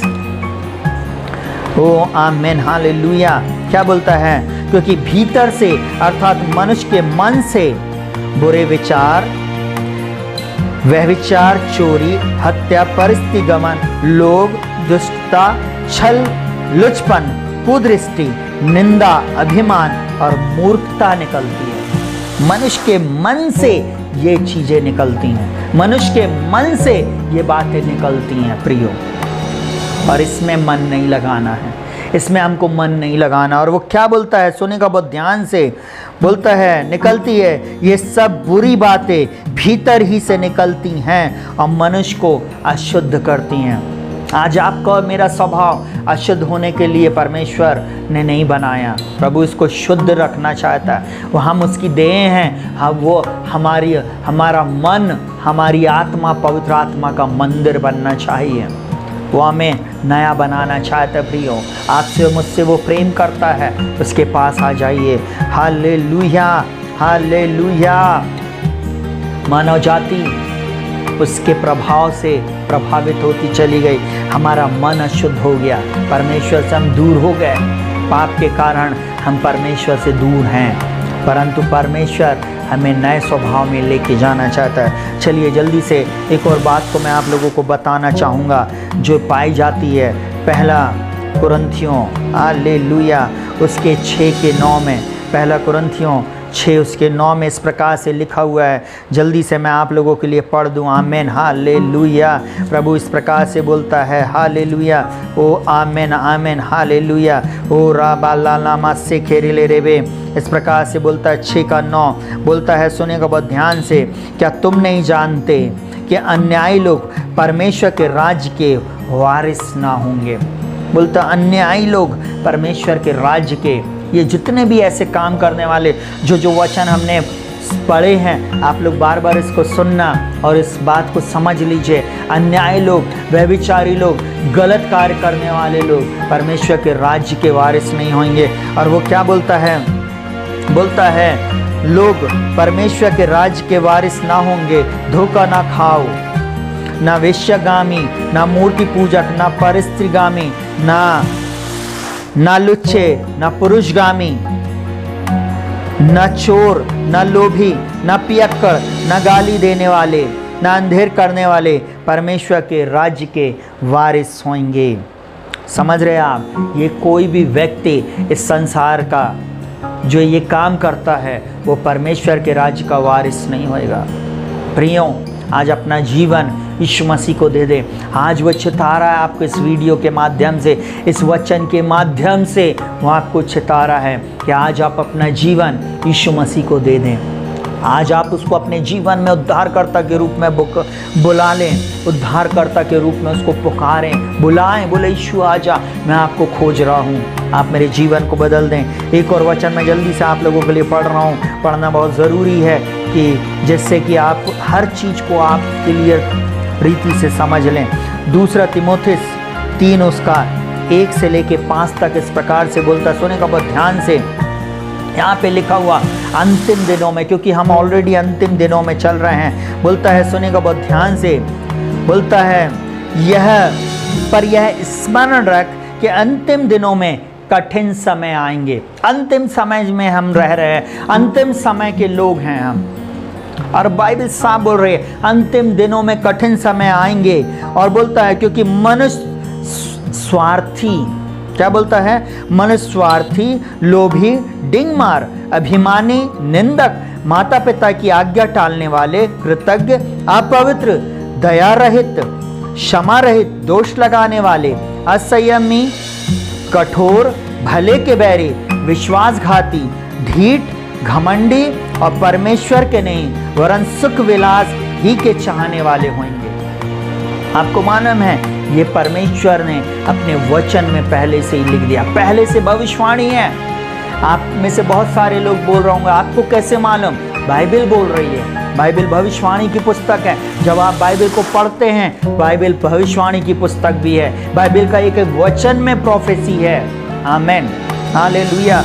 और वो क्या बोलता सुनिएगा बहुत ध्यान से, विश्वासघाती, ढीठ, घमंडी, परमेश्वर के नहीं वरन सुख विलास ही के चाहने वाले होंगे। परमेश्वर को कोई नहीं चाहेगा, परमेश्वर की बात भी उनको नहीं चाहिए। और बच्चे भी, बूढ़े भी, जवान भी, अधेड़ भी, जो कोई भी है इन दिनों में है, वो सब सुख विलास को चाहने वाले होंगे। बाइबल इस प्रकार से बोलती है। और बोलता है सुनेगा, वे भक्ति का भेष तो धरेंगे पर उसकी शक्ति को ना मानेंगे। हालेलुया।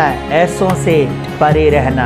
आपको मालूम भेद इसी में है, भक्ति का भेष दिखा रहे हैं परंतु उनको परमेश्वर की सामर्थ पे, यीशु मसीह की सामर्थ पे, उसके उद्धारकर्ता की सामर्थ पे उनको भरोसा नहीं है। वो सामर्थशाली वचन पर उनको भरोसा नहीं है। कई बार चंगाई, छुटकारा, विजय और कहना चाहिए अद्भुत आश्चर्य कर्मों पर उनको भरोसा नहीं है। भक्ति का भेष तो है परंतु वो बोलते ऐसे कैसे हो सकता है। परमेश्वर बोल रहा है उसके वचन पर विश्वास करें, अंतिम दिन कठिन होंगे। ये बात मैं आपको पढ़ के इसलिए सुना दे रहा हूँ, जो कोई भी मुझे सुन रहा है या नए लोग आप हैं, आप इस बात को समझ लें। प्रभु न्याय करेगा, प्रभु न्याय के दिन इन बातों के अनुसार हम सबका न्याय करेगा। कोई मनुष्य बचने वाला नहीं है, एक भी व्यक्ति बच के जाने वाला नहीं है। इस संसार में हम नीचे से, टेबल के नीचे से घूस दे के अपना टेंडर पास करा लेते, अपने बच्चे को आगे लेके चले जाते। चम्मचगिरी करके लोग चर्च में आगे बढ़ जाते हैं, चम्मचगिरी करके नौकरी में अच्छा स्थान पा लेते हैं, भाई भतीजावाद होने के कारण नौकरी पा लेते, भाई भतीजावाद होने के कारण लोग अच्छी अच्छी सीटों को हासिल कर लेते। वहाँ किसी की चम्मचगिरी नहीं चलेगी, वहाँ पर एक ही कार्य चलेगा, वहाँ पर एक ही नाम चलेगा, वह है यीशु मसीह।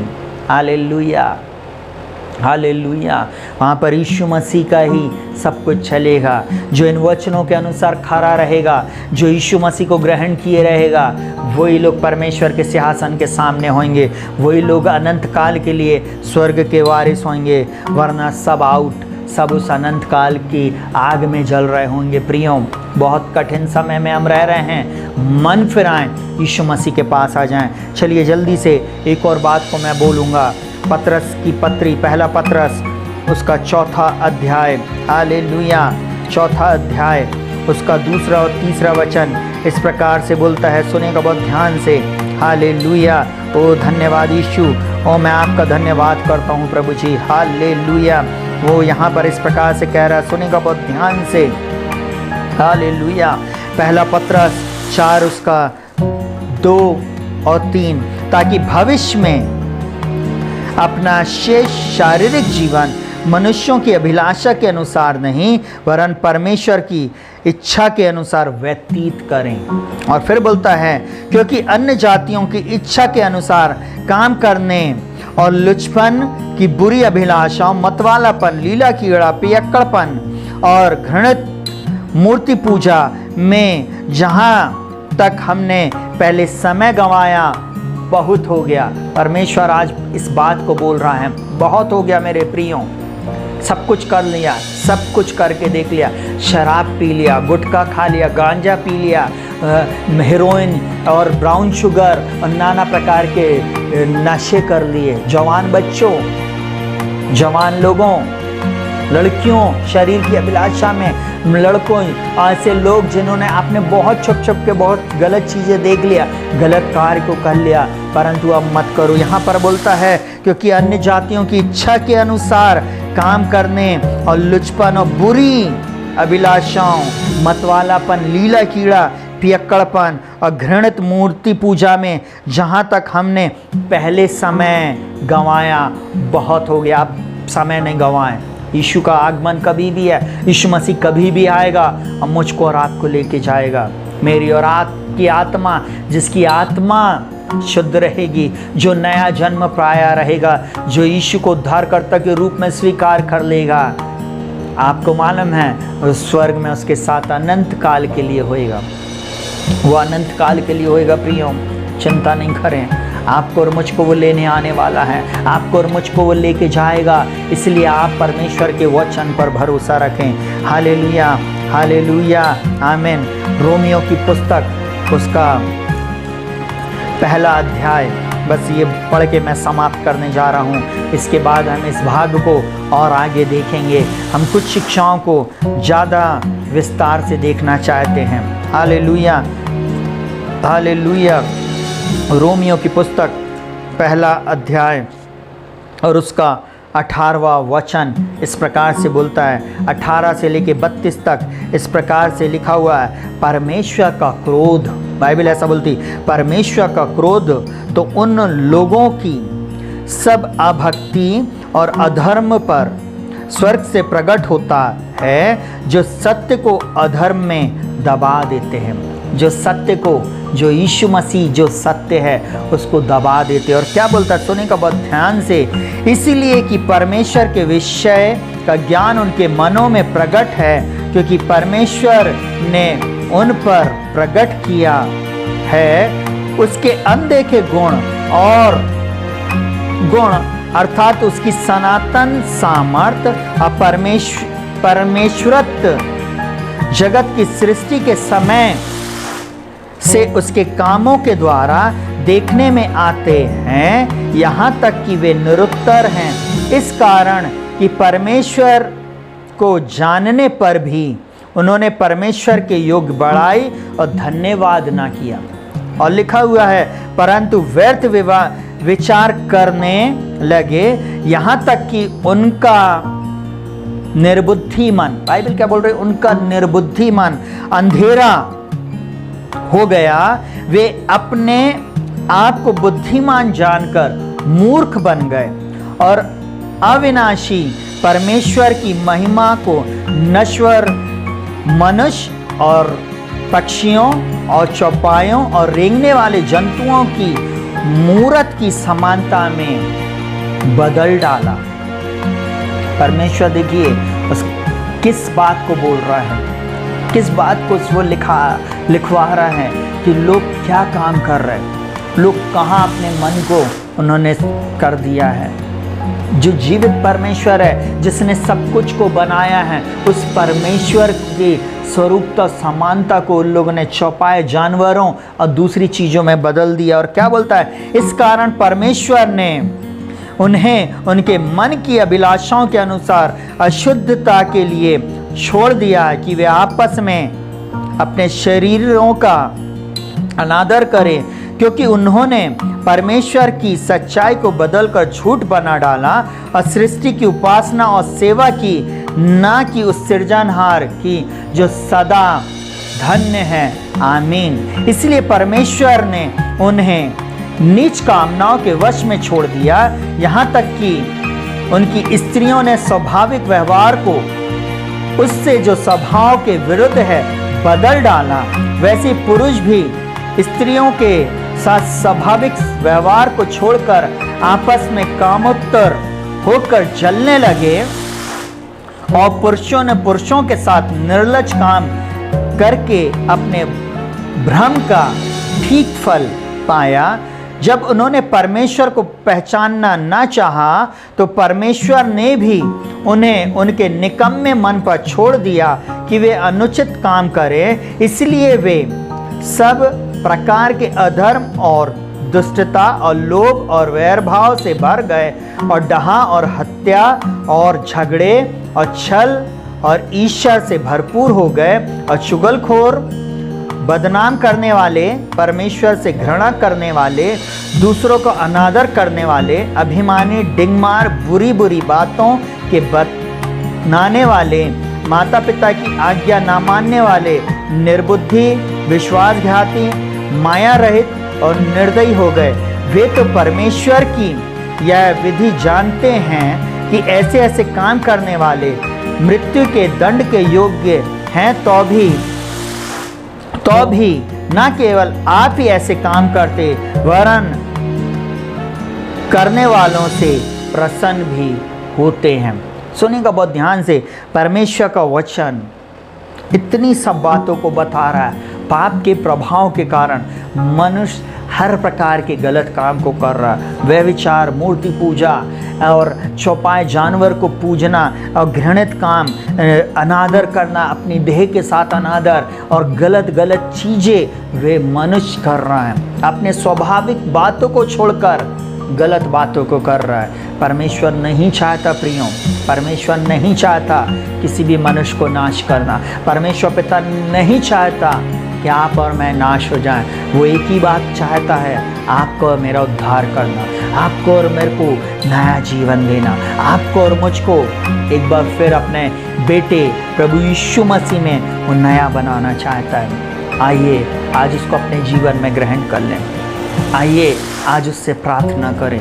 अगर आपका ये स्वभाव है, इतनी बातें हम आगे और सीखेंगे, इतनी बातें हैं, तो आज यीशु से अपने जीवन में बोले, प्रभु यीशु मेरे जीवन में आइए, मेरे जीवन को आप बदल दे, मेरी आत्मा को नया कर दीजिए, मेरी आत्मा को तू नया बना दीजिए। प्रभु मैंने पाप किया, मैंने वह विचार किया, प्रभु जी मैंने गलत वस्तुओं को छुआ है, मैंने गलत कार्यों को किया है, मेरे शरीर के द्वारा, मेरी आत्मा के द्वारा, मेरे मन के द्वारा मैंने इस कार्य को किया, मुझको क्षमा कर दे। ओ प्रभु जी मुझे नाश होने से बचा ले, मुझे दूसरी मृत्यु से बचा ले। प्रभु जी मुझको अपने पुत्र प्रभु यीशु से मैं अपनी संतान बना ले।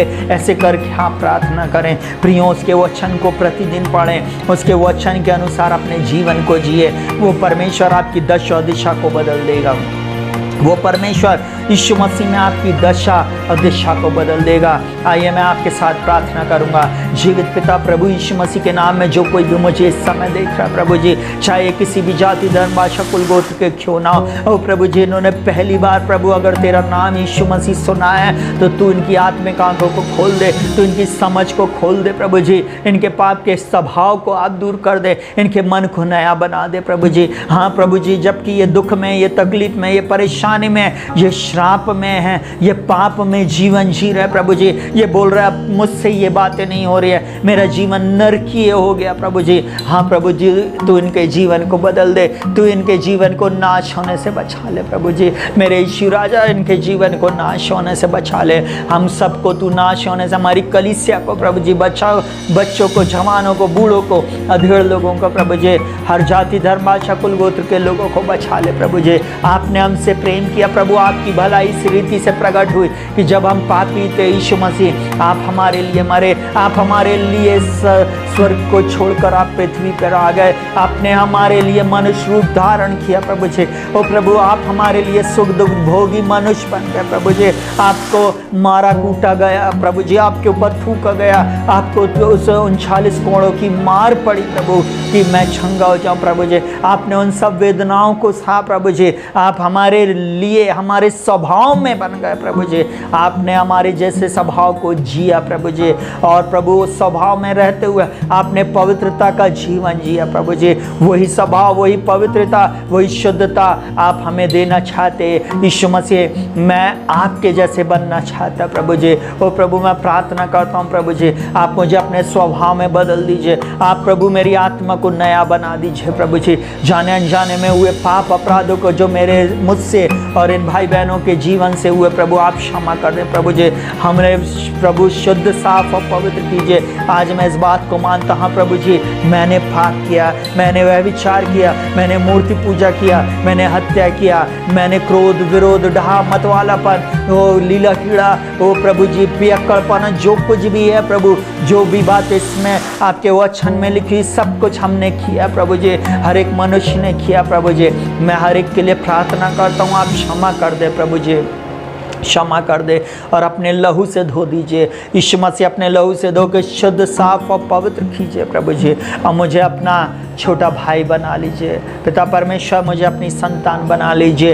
यूहन्ना 1:12 के अनुसार आपका वचन कहता, जितनों ने उसे यीशु को ग्रहण किया, उसने यीशु में उन्हें परमेश्वर की संतान होने का अधिकार दिया, अर्थात जो उसके नाम पर विश्वास करते प्रभु जी। हाँ प्रभु जी, हमारे पापी स्वभाव से प्रभु जी हमें प्रभु एक नए स्वभाव में आप ले आए प्रभु जी। ओ प्रभु, एक धार्मिकता का जीवन हमें दे प्रभु जी। ओ प्रभु, हमारे जीवन को बदल दे, नाश होने से बचा ले प्रभु जी, अनंत काल की मृत्यु से आप हमें बचा ले प्रभु। हाँ प्रभु, मेरे इन भाई बहनों के जीवन में, हमारे जीवन में आइए और अद्भुत आश्चर्य कर्म करें प्रभु जी। प्रभु, ये प्रार्थना हमारे जीवन को बदल दे प्रभु जी, हमारी दशा दिशा को बदल दे। मैं प्रार्थना करता हूँ हर एक भाई बहन की आत्मिक आंखों को खोल दे, समझ को खोल दे प्रभु जी। जब हम इस वचन को सुन रहे हैं प्रभु जी, और इनके आने वाले दिनों में और भी भागों को हम सुनेंगे प्रभु जी, एक एक व्यक्ति इन भागों के द्वारा, इन वचनों के द्वारा जब ये बार बार इन वचनों को सुनते हैं, इनका जीवन नया बन जाए यीशु के नाम में, और इनका जीवन यीशु के नाम में प्रभु जी आपकी महिमा का कारण बने प्रभु जी। यही मेरी प्रार्थना। इनके जीवन में तू अद्भुत आश्चर्य कर्म कर प्रभु, इनके जीवन को नाश होने से तू बचा ले। इनके जीवन में प्रभु जी तेरा राज्य है प्रभु जी, इनके जीवन के द्वारा तेरा नाम महिमा पाए। तू बड़े, हम घटे, और तेरा ही नाम महिमा पाए। पिता, मैं हर एक की अपनी आत्मा प्राण देह को तेरे हाथों में सौंपता हूँ। हर इस भाई बहन की प्रभु जो इस उद्धार की प्रार्थना को कर रहा है, यीशु आप मेरे जीवन में आए, मेरे जीवन को आप बदल दे। मैंने आज सुना है आप ही एकमात्र प्रभु और उद्धार करता, आप चंगा करने वाले, आप छुड़ाने वाले हैं, आप मेरी आत्मा के नए बनाने वाले हैं। आप स्वर्ग से पृथ्वी पे मेरे लिए आए हैं प्रभु जी, आप मेरी मौत मारे प्रभु जी, ताकि मैं नया जीवन प्राप्त करूं। आप मुझको बदल दें प्रभु जी, आपका स्वभाव मेरे अंदर में आ जाए, आप मेरा उद्धार कीजिए प्रभु जी, और मुझे अपना बेटा और बेटी बना लें। यीशु मसीह के नाम में प्रभु हर एक के लिए मैं प्रार्थना करता हूँ। जब ये इस प्रार्थना को इस प्रकार से अंगीकार करेंगे, निरंतर इन वचनों के अनुसार प्रार्थना करेंगे प्रभु, आप इनके जीवन में अद्भुत आश्चर्य कर्म को करना और इनकी दशा दिशा को बदल देना। हर असफलता सफलता में बदल जाए प्रभु जी। इनके जीवन में प्रभु अकेलापन इनके जीवन से दूर हो जाए, इनके जीवन से डिप्रेशन चला जाए, इनके जीवन से प्रभु जी शारीरिक, संसारिक और प्रभु जी इनके आत्मा में जो दर्द है, पीड़ा है, वो सब कुछ यीशु के नाम में दूर हो जाए। इनका जीवन यीशु के नाम में अंश अंश करके बदलता चला जाए। प्रभु आप अपने स्वरूपता समानता में इन्हें बदल दे, ऐसी मैं प्रार्थना करता हूँ। अद्भुत बात यीशु के नाम में मैं मांग लेता हूँ। सुन और ग्रहण कर, इस प्रार्थना को सुन और ग्रहण कर। आमीन, हालेलुया। प्रिय, आप जो कोई भी मेरे साथ जुड़ रहे हैं, आप सभी को एक बार फिर से मैं कहूँ, यीशु मसीह एकमात्र उद्धार करता है। यीशु मसीह आपसे प्रेम करता है। यीशु मसीह आपको नाश होने नहीं देना चाहता। यीशु मसीह आपको अपने साथ अपनी दाहिनी ओर बैठाना चाहता है। पिता के दाहिनी ओर यीशु मसीह और यीशु मसीह के दाहिनी ओर मैं और आप बैठें, उसकी ये योजना है। वो मुझसे और आपसे प्रेम करता है। आइए आज ही अपना जीवन उसको दें, आज ही उसको अपना उद्धारकर्ता के रूप में स्वीकार करें। वो आपको और मुझको फिर से लेने आने वाला है। वो आपके और मेरे जीवन में अद्भुत काम करेगा। आप चिंता ना करें। आप चाहे कितने भी भयानक पाप में क्यों ना हो, कितनी भी भयानक एडिक्शन क्यों ना हो, कितना भी भयानक बुरा कार्य आपने क्यों ना किया हो, अगर आपने प्रार्थना किया है, यीशु मसीह के सच्चे जीवित वचन पर आपने विश्वास किया है, यीशु को अपने जीवन में उद्धारकर्ता के रूप में स्वीकार किया है, तो परमेश्वर आपकी दशा दिशा को बदल देगा। चिंता ना करें, वो दयालु है, वो विलंब से कोप करने वाला अति करुणामय है। वो आपको अपनी बाहों में बुला रहा है। एक प्रभु के दास जिन्होंने एक बहुत सामर्थी गाना लिखा, यीशु बुलाता तुम्हें, बड़ी चाहत से तुमको बाहों में लेने, यीशु बुलाता तुम्हें। वो आपको अपने बेटा और बेटी बनाने के लिए, अपने आपको अपनी गोदी में लेकर खिलाने के लिए वो आपको बुलाना चाहता है। आज ही अपना जीवन उसको दें। वो आपसे प्रेम करता है, वो आपकी वैल्यू को जानता है, वो आपकी दशा दिशा को बदल देगा। प्रभु यीशु मसीह इन वचनों के अनुसार आपको आशीष दे। अगर आपने मेरे channel Rakshit Joseph pray for everyone को अभी तक सब्सक्राइब नहीं किया तो मेहरबानी से आप सब्सक्राइब कर इस चैनल को, बेल आइकन दबाएं, उस बटन को दबाएं, बेल आइकन को दबाएं। प्रभु आपको निश्चित आशीष देगा। और आप ज़्यादा से ज़्यादा हमारे वीडियो को लाइक करें और शेयर करें, बहुत सारे लोगों को आप भेजें। अगर मेरा प्रचार आपको अच्छा लगा है, आप इसके द्वारा आशीषित हुए हैं, तो आप निश्चय वहाँ पर कमेंट्स बॉक्स में जाएं, लिखें कि पास्टर मैं आपके द्वारा, आपके बताए हुए संदेश के द्वारा आशीष को पाया हूँ। मुझे खुशी होगी, मैं और मेहनत करूँगा और वचनों को, जो सच्चा वचन है, जीवित वचन है, जो वचन के द्वारा आपका और मेरा उद्धार होता है, वो वचन मैं आपके पास और लेके आऊँगा। प्रभु यीशु मसीह आपको बहुत आयत की आशीष दे। शालोम। प्रभु आपके साथ रहे। हम सब एक दिन स्वर्ग में उस जीवित परमेश्वर के साथ पाए जाएंगे। इसी आशा के साथ मैं आप सभी को शालोम बोलता हूँ।